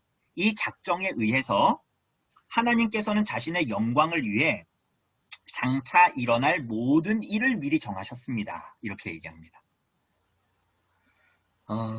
자, 봅시다. 그리고 이게 이제 시간 전에 하나님의 계획 행하심이 이제 사역이죠. 시간 전에. 그리고 이제 우리가 보게 될 작정의 실행은 시간 안에서의 하나님의 사역입니다. 그게 뭐예요? 창조와 섭리입니다. 자, 다시. 시간 전에 하시는 하나님의 이제 외적인 사역은 뭐예요? 작정이에요, 작정. 그리고 시간 속에서 하시는 하나님의 사역은 뭐예요? 이제 작정의 실행으로 나타날 창조와 섭리다라고 볼 수가 있습니다.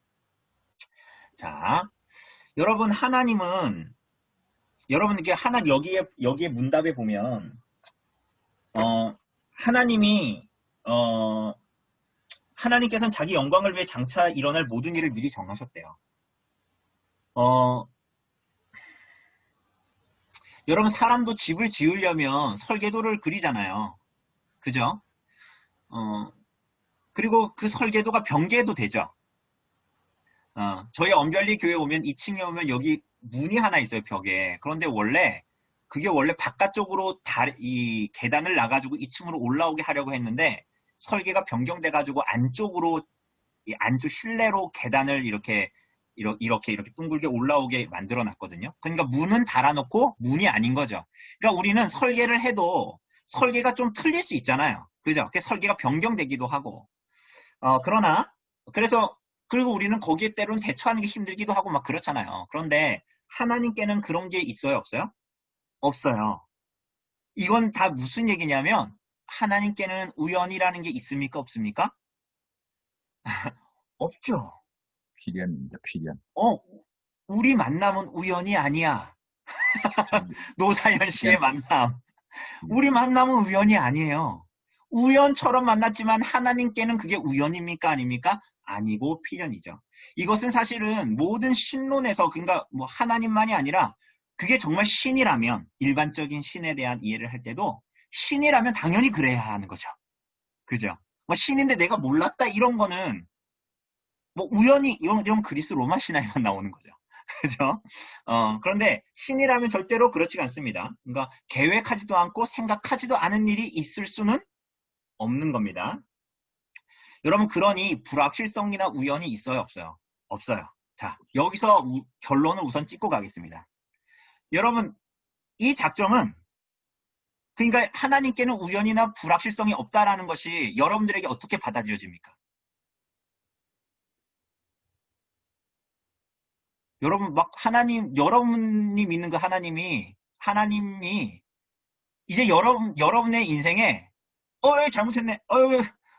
하나님, 내가 네 삶을 잘 붙들려고 했는데 내가 실수했다. 잠깐 졸았거든. 이런 게 있어요, 없어요? 없습니다. 여러분과 저는 이제 지옥 갈 미천이 떨어진 사람들이에요. 이게 무슨 얘기냐면 더 이상 이 하나님이 누구신가를 4, 5, 6문답을 잘 공부하면 우리 아버지가 그런 분이네? 그리고 그분이 어떤 존재니까 그분이 하시는 일도 당연히 그럴 거 아닙니까?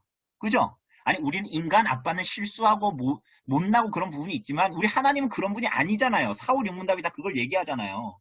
근데 그분이 우리 하나님이래요. 근데 그분에겐 불확실성과 우연이 없대요. 그렇다면 여러분과 저에게는 이게 어때요? 막 불안해요? 여러분과 저에게는 한없는 위로죠. 우리 인생 가운데 더 이상 불안함이 없고 한없는 평안을 누릴 수가 있어요. 그게 풍년이 왔을 때, 한가위가 왔을 때, 먹을 게 많을 때, 내가 건강할 때만이 아니에요. 내가 병상에 있을 때, 내가 가난할 때조차도 우리는 어떻게 해요? 하나님의 손 안에 있다라는 것을 누릴 수 있어요. 믿음으로 이 하나님의 작정을 수납한 사람들이. 그런데 다시 한번 말씀드리지만 이제부터 할 거예요. 어려운 내용을 할 겁니다. 이런 내용이에요. 하나님의 작정이 있다면 어떻게 이 세상에는 죄가 존재할 수 있는가? 여기에 보면 하나님이 일어날 모든 일을 미리 정하셨다면 어떻게 나에게는 이런 일이 벌어질 수 있는가? 전에도 말씀드렸다시피 제 둘째 딸이 심실이 하나인 심장 기형을 가지고 태어났다 그랬잖아요. 지금도 많이 뛰면 입술이 파래져요. 그래서 잘 안 뛰죠. 와파린이라고 피를 묽게 하는 약을 항상 먹어요. 지금도 매일마다. 여러분, 우리가 하나님을 믿고 내가 평안할 때만 하나님을 좇는다면 욕기는 없겠죠. 우리들의 믿음은 그런 유가 아니에요. 어떠함에도 하나님이 어떠한 분이라는 성경의 계시를 믿음으로 받아들이고 믿음의 인내를 가지고 하나님을 향해서 다름질하는 사람들입니다. 제가 이 말씀을 왜 드리냐면 하나님의 작정을 통해서 낭망하지 말라고 말씀드리는 거예요. 이게 어려워서. 이걸 항상 부딪히면 뭐가 부딪히냐면 하나님의 작정과 인간의 책임과 자유가 부딪히는 거예요. 내가 자유로운데 하나님 그럼 나를 로봇처럼 다루신다라는 건가? 이거 운명론하고 뭐가 달라? 뭐 이런 생각이 들거든요. 하나님 모든 걸 정하셨다면.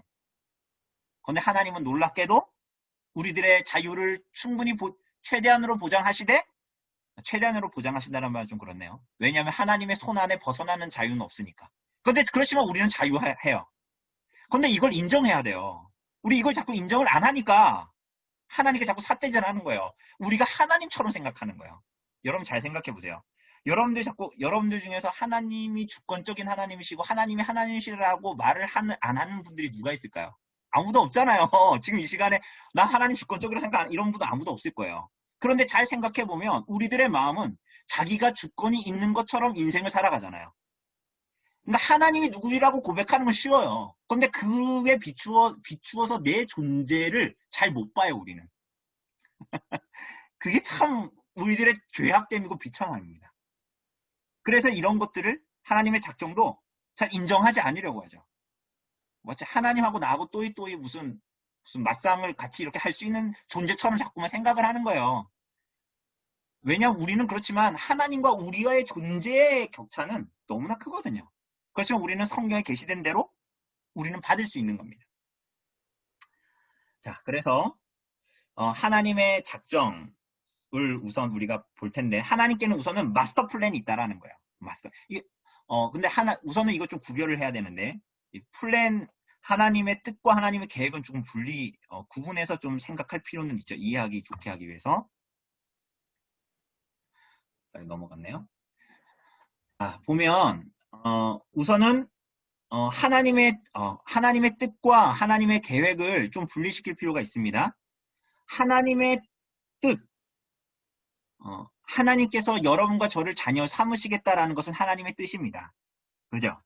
그런데 하나님의 계획은 어떻게 하나님의 자녀를 삼으실 것인가는 뭐예요? 계획이에요.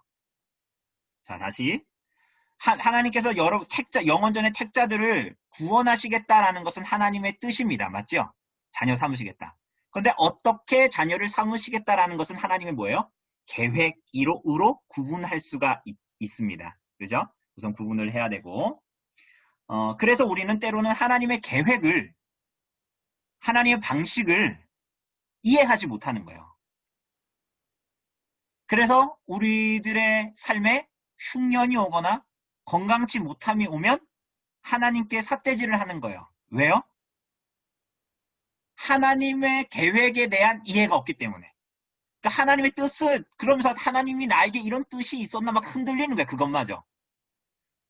하나님의 계획이 자꾸만 내 손에 쥐어지는 대로 내가 좋은 대로 나타나기를 우리는 내심 원하거든요. 그러나 그분의 길은 우리의 길과 다르잖아요.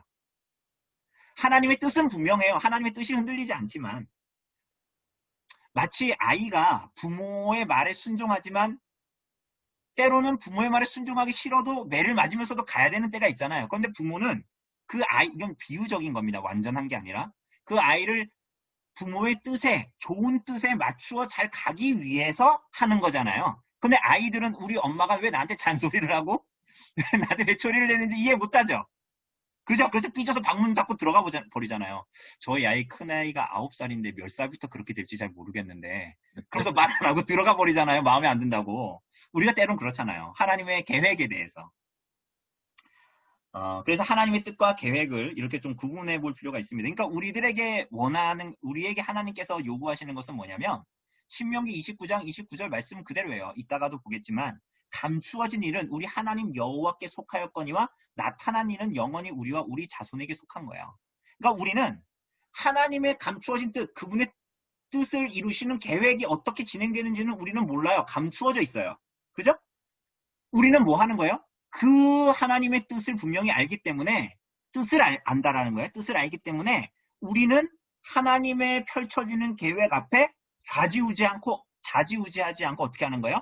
하나님께서 이 뜻 가운데 따라오라고 하신 우리의 길을 하나님의 말씀에 의하여 살아가는 거예요. 그게 풍년이 들었을 때만이 아니라 흉년이 들었을 때에도, 건강할 때만이 아니라 가난할 때에도 그 길을 가게 하시는 것입니다. 자, 그래서 우리가 그렇게 할 수 있는 이유는, 헤아리기 힘든 일들이 있음에도 불구하고 우리가 그렇게 할 수 있는 이유는 칠문답이 말하는 것처럼 자기 뜻의 의논에 따라, 이게 자기 뜻의 의논에 따라라는 것은 여기서 자기는 누구예요? 성부예요, 성자예요, 성령이에요. 그렇죠. 제 함정에 안 빠지시네요. 삼위일체 하나님이에요. 삼위 간의 의논에 따라입니다. 삼위 간의 의논에 따라, 자기의 영광을 위하여, 하나님의 영광을 위하여라고 하니까 이기적이라고 보이지만 그게 아니라 하나님의 영광을 위한 것은 우리들의 복을 위한 것입니다. 그러면 그 작정의 범위가 어디까지다? 일어날 모든 일입니다. 모든 것입니다. 그죠? 그래서 하나님께서 행하시지 않는 일은 어떤 것도 일어나지 않는다. 하나님이 모르셨다. 이런 일은 세상에 있어요, 없어요? 하나님의 속성에 비추어보면 있어야 돼요, 없어야 돼요? 없는 게 너무나 당연한 거예요. 그럼 하나님이 아니죠. 그럼 여러분과 저는 인생이 불행해지죠. 불안해지고. 그죠? 11조 안 하고 헌금을 챙겨둬야죠. 내 미래를 위해서. 그렇게 살아갈 수밖에 없는 거예요, 우리는. 자, 여기도 보면, 제가 이거 안 하고 넘어갔나요? 좀 이따 할 거군요. 작정은 예정에 포함된다.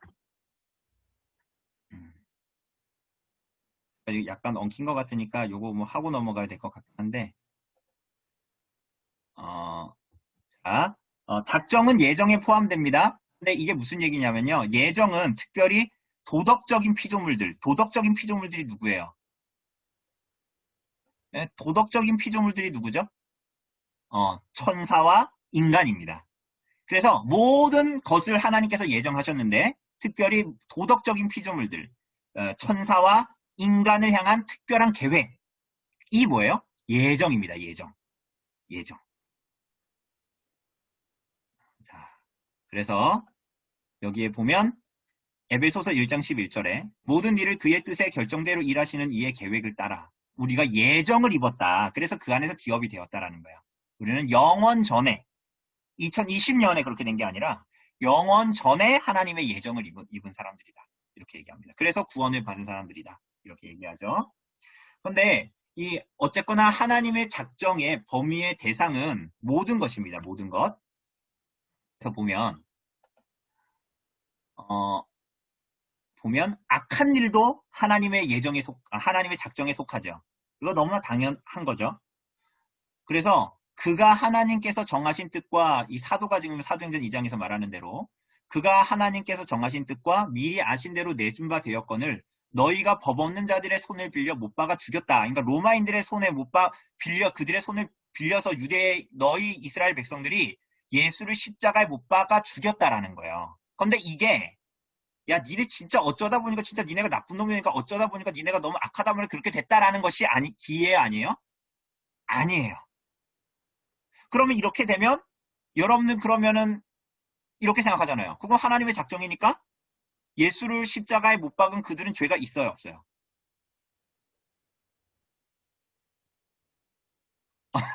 죄가 없어야 될 것 같잖아요. 그죠?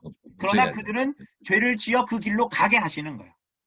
근데 이것은 하나님의 작정이라는 거예요. 근데 그 사람들이 억지로 코에 코가 뚫려가지고 억지로 그렇게 했냐? 그게 아니라는 거예요. 자기의 의지를 사용해서 자기는 그렇게 했다라는 거예요. 그렇지만 하나님은 그들의 모든 악함도 사용하셔서 주권적으로 이 모든 일을 행하도록 하신다라는 거예요. 보면 우연도 창세기 45장 8절에 보면 이거 누가 한 얘기입니까? 45장쯤이면 야곱의 아들들이 나오는데 누구예요? 요셉이죠, 요셉. 그런즉 나를 이리로 보내니는 당신들이 아니요 누구다?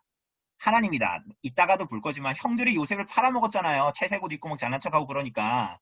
그런데 나중에 이 사람이 애굽의 총리가 되었잖아요. 그런데 나중에 요셉이 하는 얘기가 뭐예요? 나를 이리로 보낸 이는 누구다? 우연처럼 된 일이 기다 아니다. 아니다라는 거예요. 심지어 우연처럼 보이는 일이라도 이것은 우연이 아니다. 이런 일들만이 아니라 당연히 악한 일도 선한 일도 우연도 마찬가지고 심지어는 3번에 보니까 뭐라 그래요? 수명도 그의 날은 정하셨고 그의 달수도 주께 있다. 여러분 그러니까 모든 일이니까 여러분과 저의 수명이 누구에게 달려 있어요? 하나님께 달려 있어요. 여러분 이번 추석 때 많이 드시고 건강식도 많이 드시고 또 배부르니까 운동도 나가서 조깅도 하시고 그런데 궁극적인 우리들의 생명은 다 누구에게 달려 있는 거예요? 하나님께 달려 있는 거죠. 물론 이게 하나님께 달려 있다고 해서 난 폭식을 하고 막 그래야 되겠다 이러면 안 되는 거죠. 안 되는 것이지만 우리는 질서적인 권능을 받아들이는 사람들이니까. 그런데 어쨌거나 하나님께서 모든 것들이 인간의 수명 그리고 사도행전 2장에 보면 사람이 살아가는 한계 어떤 지역 이런 것까지도 하나님이 정하셨다. 이렇게 얘기합니다. 우리는 다 각자 자유의지로 그렇게 살고 막 쳐들어갔다가 나중에 민족주의가 되면서 막 나라의 경계를 정하고 막 지금도 침략하기도 하고 하기는 하지만 이런 모든 것도 하나님이 정하셨다라고 이야기합니다. 자, 여기까지 가면 하나님이 죄의 조성자가 맞는 것 같습니까? 아닌 것 같습니까? 그 일어나는 일을 하나님 모두 정하셨다면 죄를 짓는 것도 결국은 죄를 짓게 한 것도 그러면 하나님이시냐 하나님이 아니시냐 이런 생각이 들죠. 그죠? 그래서 이걸 잘못 이해하면 추석 때 막 죄 짓고 주일날에 회개하고 이렇게 살아가는 거죠? 그죠? 어차피 뭐 하나님 작정이잖아. 그럼 회개하도록 아주 편리한 프로그램을 마련해 놓으셨구만. 이렇게 생각이 들잖아요. 우리는 나쁜 놈들이라서 그렇잖아요. 그런데 성경은 뭐라고 얘기해요? 하나님께서 죄의 조성자가 기다 아니다? 아니다라고 얘기해요. 그죠? 전도서 7장 29절을 보면 하나님은 사람을 정직하게 지으셨으나 사람이 많은 죄를 낸 것이라 이렇게 말하죠. 야고보서 1장 13절은 하나님은 악에게 시험을 받지도 아니하시고 친히 아무도 시험하지 않으신다 이렇게 얘기합니다. 그래서 이것을 받아서 대요리 문답 12문답은 하나님의 작정이란 이 대요리 문답은 훨씬 더 길게 서술하거든요. 하나님의 작정이란 그의 뜻의 경륜에 속한 지혜롭고 자유로우며 거룩한 행위로서 이렇게 얘기합니다. 그러니 여기서 거룩한 행위라는 것은 무슨 겁니까? 이 거룩한 행위라는 것이 뭐예요? 이 작정이 죄로부터 어떻다? 하나님의 작정이 죄로부터 자유로운 작정이라는 거예요. 왜냐하면 성경이 그렇게 선포하고 있기 때문인 거죠.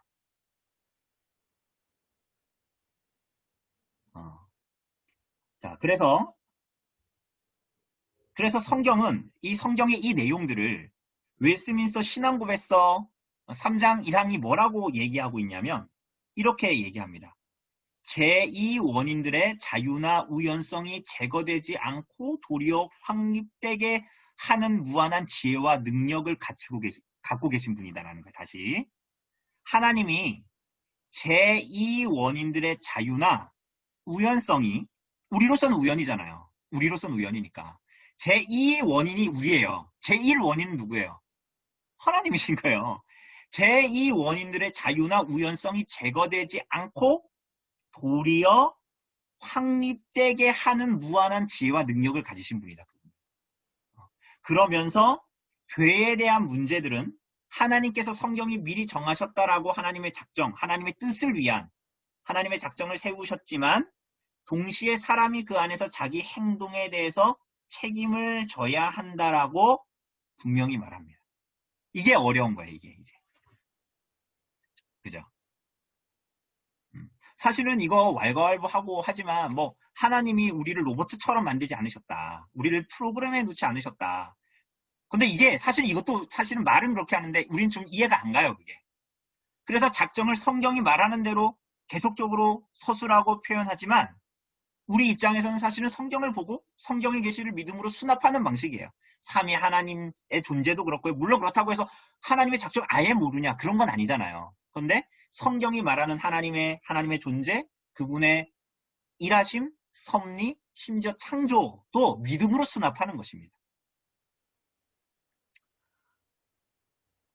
예정에 대해서 얘기하면 더 그렇죠. 도덕적인 피조물에 대한 하나님의 작정이 예정이라 그랬잖아요. 그래서 뭐라 그래요? 하나님께서는 일부는 어떻게 하도록 선택하셨어요? 영원전에 예정하셨어요? 일부는 구원하도록 선택하셨고 일부는 어떻게? 유기하도록 버려두셨다. 로마서는 이걸 가지고 뭐라 그럽니까? 창세기에서부터 성경의 면면이 나오지만 야곱은 사랑하셨고 에서는 미워하셨다. 이게 뭐냐면 선택과 유기예요. 그럼 우리는 이렇게 생각하잖아요. 이거는 공평하지 않다. 왜 공평하지 않은 거예요? 그렇죠. 근데 이거는 공평하지 않은 게 아니에요. 왜? 최고선이 누구예요? 하나님이시고 유기된 자들은 뭐 때문에 유기된 거예요? 오히려 유기된 자들이 왜 유기됐냐? 왜 야곱은 구원하고 에서는 구원하지 않았냐가 아니라 야곱이 뭐라고 반응해야 되는 거예요? 나는, 그러니까 여러분과 제가 이걸 거꾸로 생각해야 되는 거예요.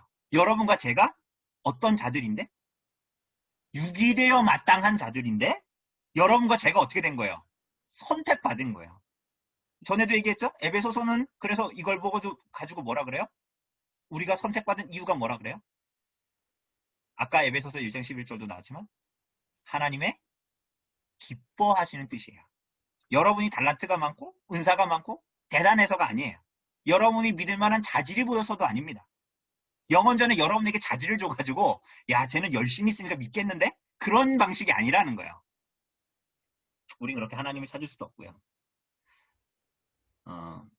돌아가서 모든 게 하나님의 작정에 속한 거라면 천사의 타락, 인간의 타락도 하나님이 뜻하셨단 말인가? 뜻하셨단 말인가? 아까 뜻과 계획을 나눴잖아요. 뜻하셨단 말인가? 성경은 그렇게 말하지 않아요. 하나님은 천사와 인간이 죄를 짓도록 뜻하지 않으셨다.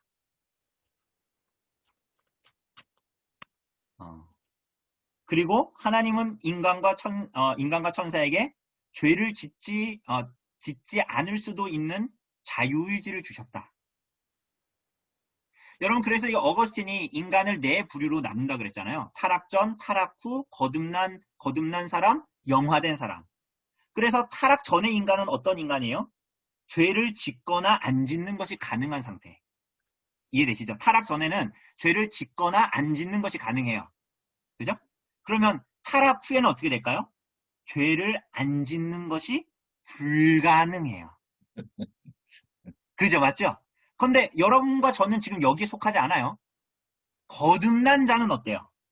죄를 안 짓는 것이 가능해요. 다시, 타락 전에는 죄를 짓거나 안 짓는 것이 가능하고, 타락한 후에는 죄를 안 짓는 것이 불가능하고, 거듭난 후에는 죄를 안 짓는 것이 가능해요. 그러니까 여러분과 제가 죄를 짓지만 안 짓는 것도 가능하잖아요. 맞잖아요. 그죠? 그리고 영화됐을 때는 어때요? 죄를 짓는 것이 불가능해요. 불가능해요. 죄를 짓는 것이 그날이 빨리 왔으면 좋겠습니다.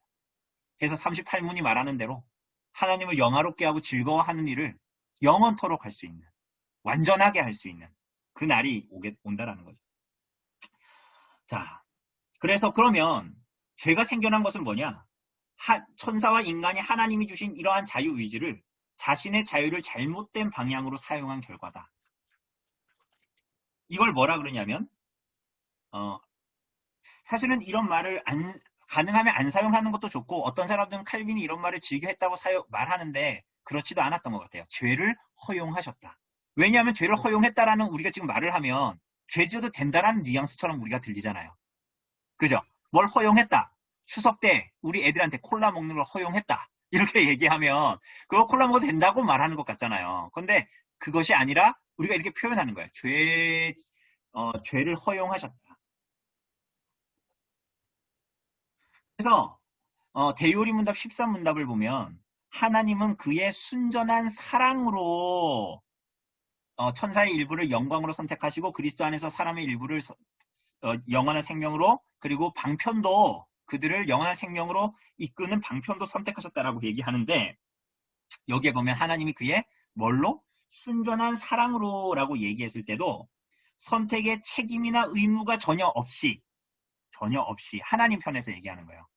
전혀 선택을 해야 하는 책임이나 의무가 없이 하나님의 사랑에만 온전히 기인한 기뻐하시는 뜻에 자유로운 하나님의 뜻에 의해서 구원하셨다라고 말합니다.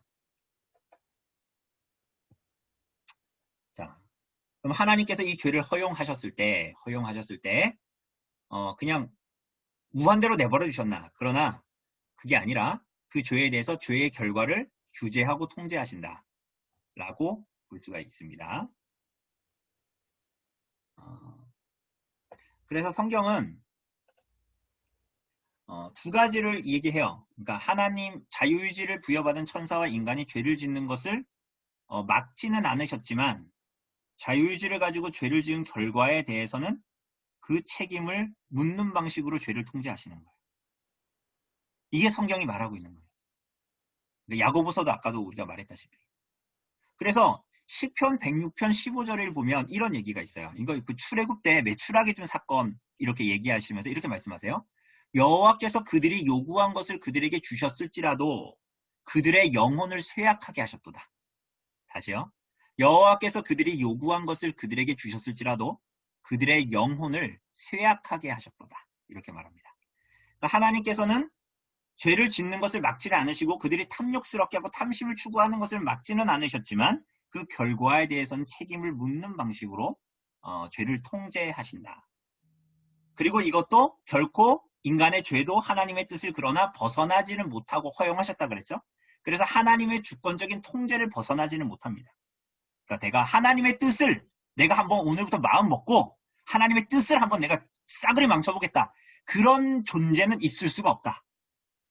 라는 거야. 왜요?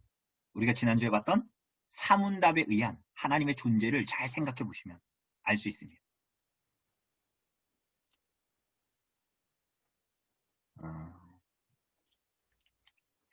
그래서 하나님께서 우리 안에 일하실 때도 마찬가지입니다. 나중에 한번 찾아보세요. 빌립보서 2장 13절을 보면 너희 안에서 행하시는 이는 하나님이시니 자기의 기쁘신 뜻을 위하여 너희에게 소원을 두고 행하게 하시나니 이렇게 얘기합니다. 아주 재밌는 말이에요. 너희 안에서 행하시는 하나님, 행하시는 이는 하나님이래요. 그래서 자기의 기쁘신 뜻을 위해 너희에게 소원을 두고 행하신대요. 이게 무슨 얘기입니까? 그러니까 여러분과 제가 막 소원을 두고 하나님 향해서 기쁜 마음으로 막 행하잖아요. 그죠? 근데 그게 누가 행하시는 거래요? 하나님이 우리 안에 그 뜻을 두고 행하게 하시는 거래요. 우리는 우리가 하는 거잖아요. 근데 하나님은 우리가 그렇게 정말 자유의지를 가지고 하나님 안에서 기쁘게 행하게 하셔요. 근데 하나님이 먼저 선점적으로 우리 안에서 그것들을 행하도록 주시고 우린 자유롭게 그 일을 하는 거예요. 이런 얘기 들으면 우린 되게 또 불만이 일어나는 거예요. 하나님, 나 로봇이잖아. 이렇게 생각이 드는 거죠. 그게 아니라는 거예요. 우리들의 존재와 그분의 존재가 다르다는 걸 계속 얘기하잖아요. 그죠? 여러분, 그래서 이거는 여기에만 나온 게 아니에요. 여러분, 예레미야서 31장 18절 이하 보면 그 에브라임이 그가 하나님께로 돌이켜 뭐 이런 얘기를 하거든요. 근데 여기서 굉장히 재밌는 얘기를 예레미야서에서 합니다. 뭐라고 얘기하냐면 주는 18절에 보면 31장 18절을 보면 주는 나의 하나님 여호와이시니 나를 이끌어 돌이키소서 그리하시면 내가 돌아오겠나이다. 재밌는 얘기하죠. 여러분과 저는 뭘 해요? 하나님께 돌이켜야 되겠다. 내가 오늘부터 회개해야 되겠다.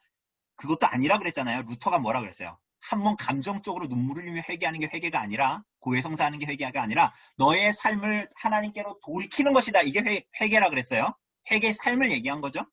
그런데 지금 이 예레미야에서 뭐라고 얘기하냐면 나를 이끌어 돌이키소서 그리하면 내가 돌아가겠나이다.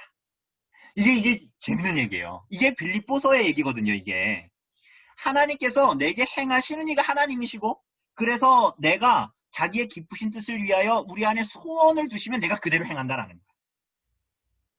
여러분 놀랍게도 신구약이 하나입니다. 삼위일체 하나님의 역사가 하나이고 그들 안에 경륜은 달랐지만 역사하시는 방식은 하나예요. 아주 유치하게 얘기하자면 구약에는 제사 드려서 구원받고 우리는 예수 믿어서 구원받은 게 아니잖아요. 구약의 모든 제사는 그리스도, 이 사람들이 끊임없는 피비린내 나는 동물 울음소리 내는 그 소리를 들으면서 이 사람들은 뭘 기대했던 거예요?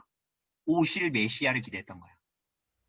내가 에덴 동산에서 무화과 나뭇잎 있고 좀 있으면 마르고 좀 있으면 마르고 그래가지고 또 다른 무화과 잎으로 치마 해 입어야 되고 동물 예사 오늘 또 드리면 또 동물 또 죽여야 되고 내일 또 죄 짓고 또 지어야 되는데 에덴 동산에서 주님께서 가죽옷을 지어 입으신 것을 기억하는 거예요.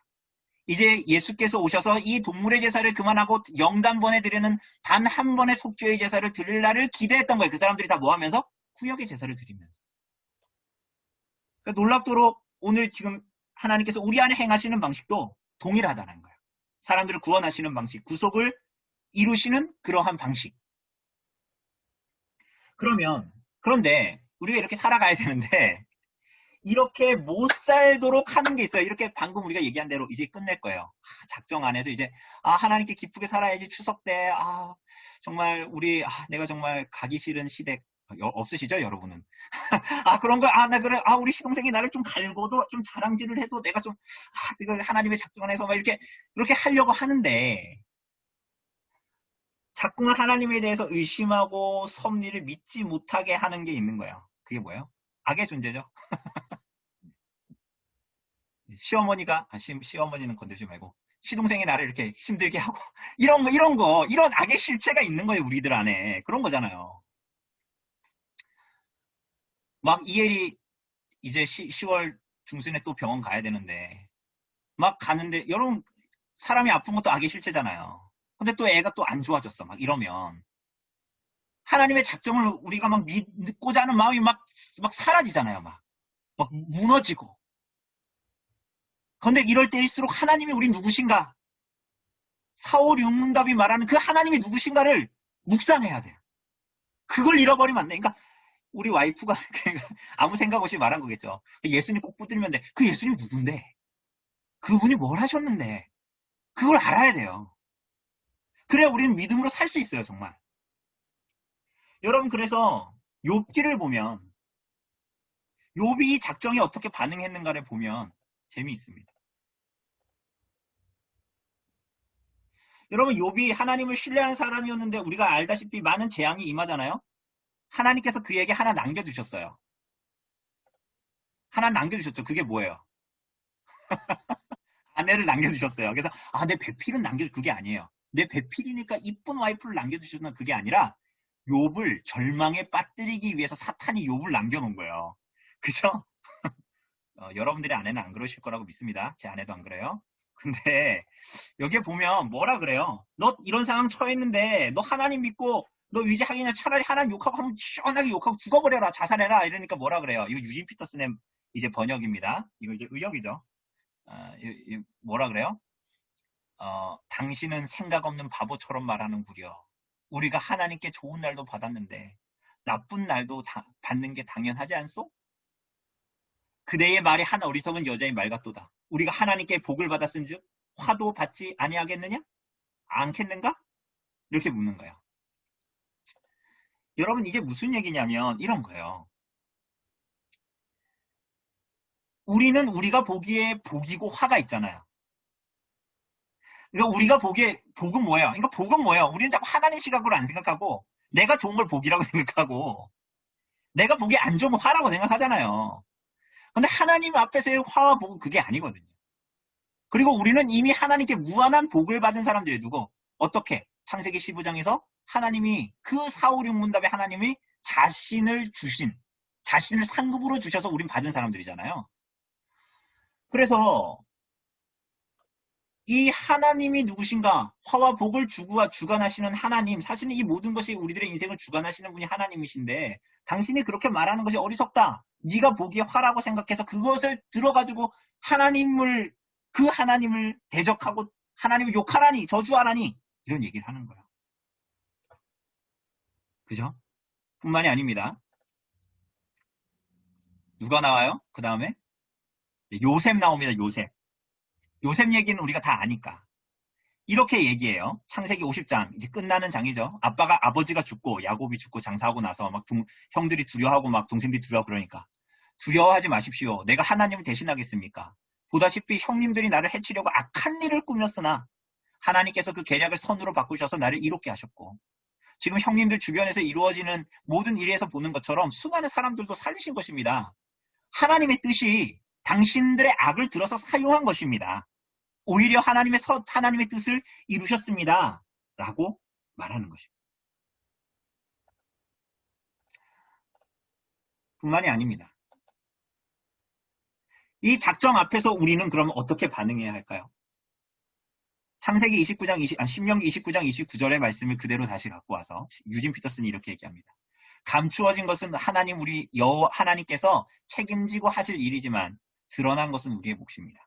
이 모든 계시의 말씀을 소중히 여겨 순종하는 것은 우리와 우리 자손이 해야 할 일입니다. 그러니까 우리는 감추어진 하나님의 일, 이게 어떻게 될까? 이걸 하나님께서 우리에게 하라고 하신 것이 아니라 이 가운데에 하나님께서 우리에게 요구하시는 일, 순종하라고 하신 거, 믿어야 할 하나님, 산문답이 얘기하는 것처럼 하나님에 대해서 믿어야 할 것과 하나님께서 우리에게 요구하시는 의무가 무엇인지를 알고 순종해야 할 의무가 무엇인지를 알고 거기에 순종하는 것이 하나님께서 여러분과 저에게 작정 앞에서 요구하시는 것입니다. 그러므로 우리가 오늘 봤던 삼위일체, 그리고 지난번에 봤던 하나님의 속성, 그와 연한 하나님의 작정, 하나님의 다음 주에 보게 될 섭리와 창조, 이 모든 것들은 이해와 설득이 아니라 성경의 선포이고 그렇기 때문에 믿음으로 수납하는 것입니다. 다만 성경이 설명하는 데까지 가고 그렇지 않은 데에서는 우리가 멈추어서 믿음으로 그 내용들을 수납하는 것입니다. 섭리도 마찬가지입니다. 작정도 마찬가지고요. 창조가 이해와 설명이 아니라 선포인 것과 동일한 것입니다. 그러므로 이제 더 이상 하나님의 작정 안에서 우리가 보았다시피 모든 것이 하나님 안에서 필연적이라면 어떤 힘도 하나님 안에서 더 이상 여러분의 삶에 독립적으로 일어나지 않습니다. 이 세상에서. 그리고 우리의 삶은 그렇기 때문에 우연이나 운명의 힘에 재수 없는 일에 휘몰리는 삶이 아니라 4, 5, 6문답에서 본 하나님 아버지, 여러분과 저에게 아버지이신 그 하나님의 손 안에만 달려 있습니다. 그렇기 때문에 그 하나님의 주권을 믿는다면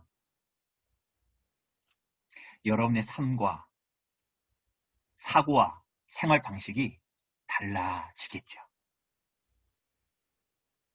그죠? 하나님 믿으니까 너 어떻게 살아라가 아니에요.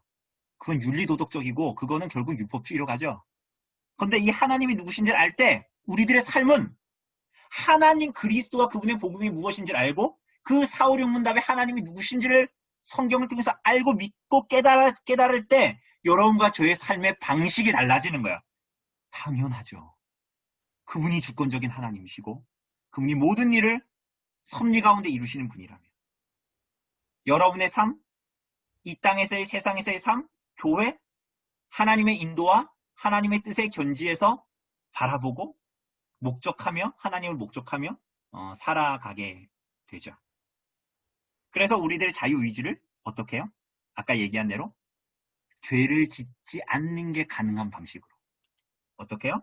하나님께서 원하시는 생각과 방향을 숙고하고 신명기 29장의 29절 말씀처럼 하나님의 뜻이 무엇인가를 행해서 나아가고 그래서 이렇게 죄 지을 수 있는 상황에서 이거 죄 질까 짓지 말까 이렇게 하는 게 아니라 오히려 빌립보서 말씀을 기억하는 거예요. 어떻게?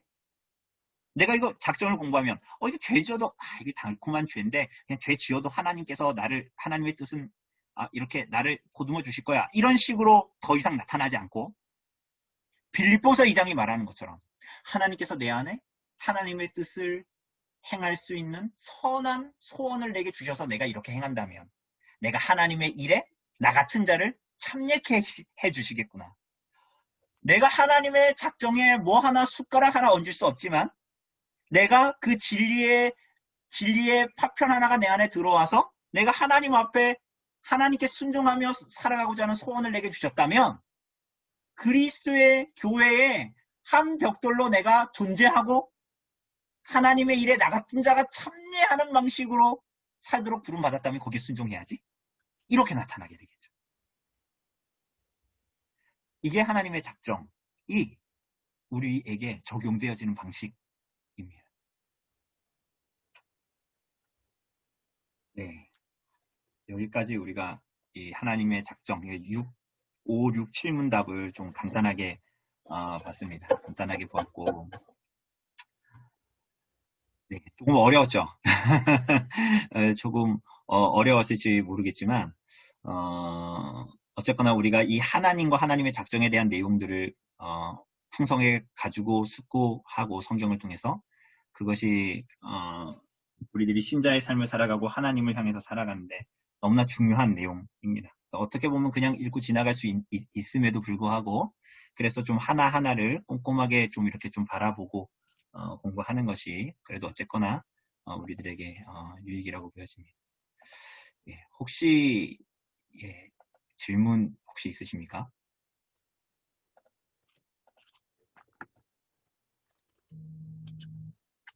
예, 오늘 10분 정도 남았으면 10분 정도.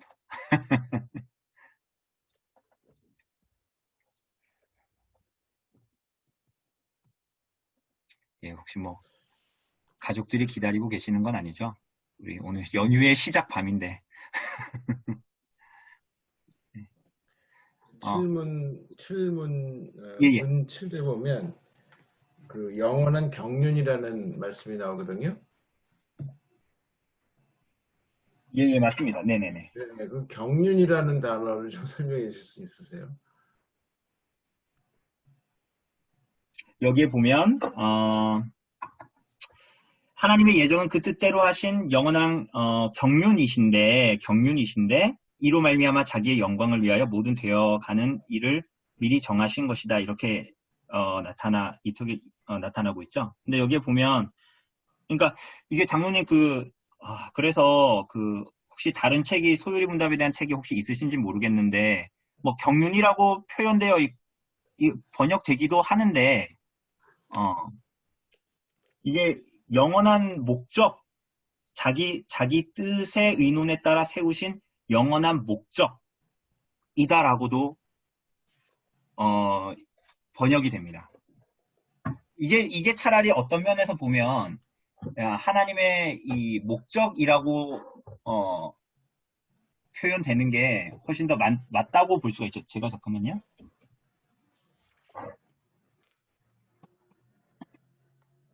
예, 제가 이 책 갖고 있는데요. 예.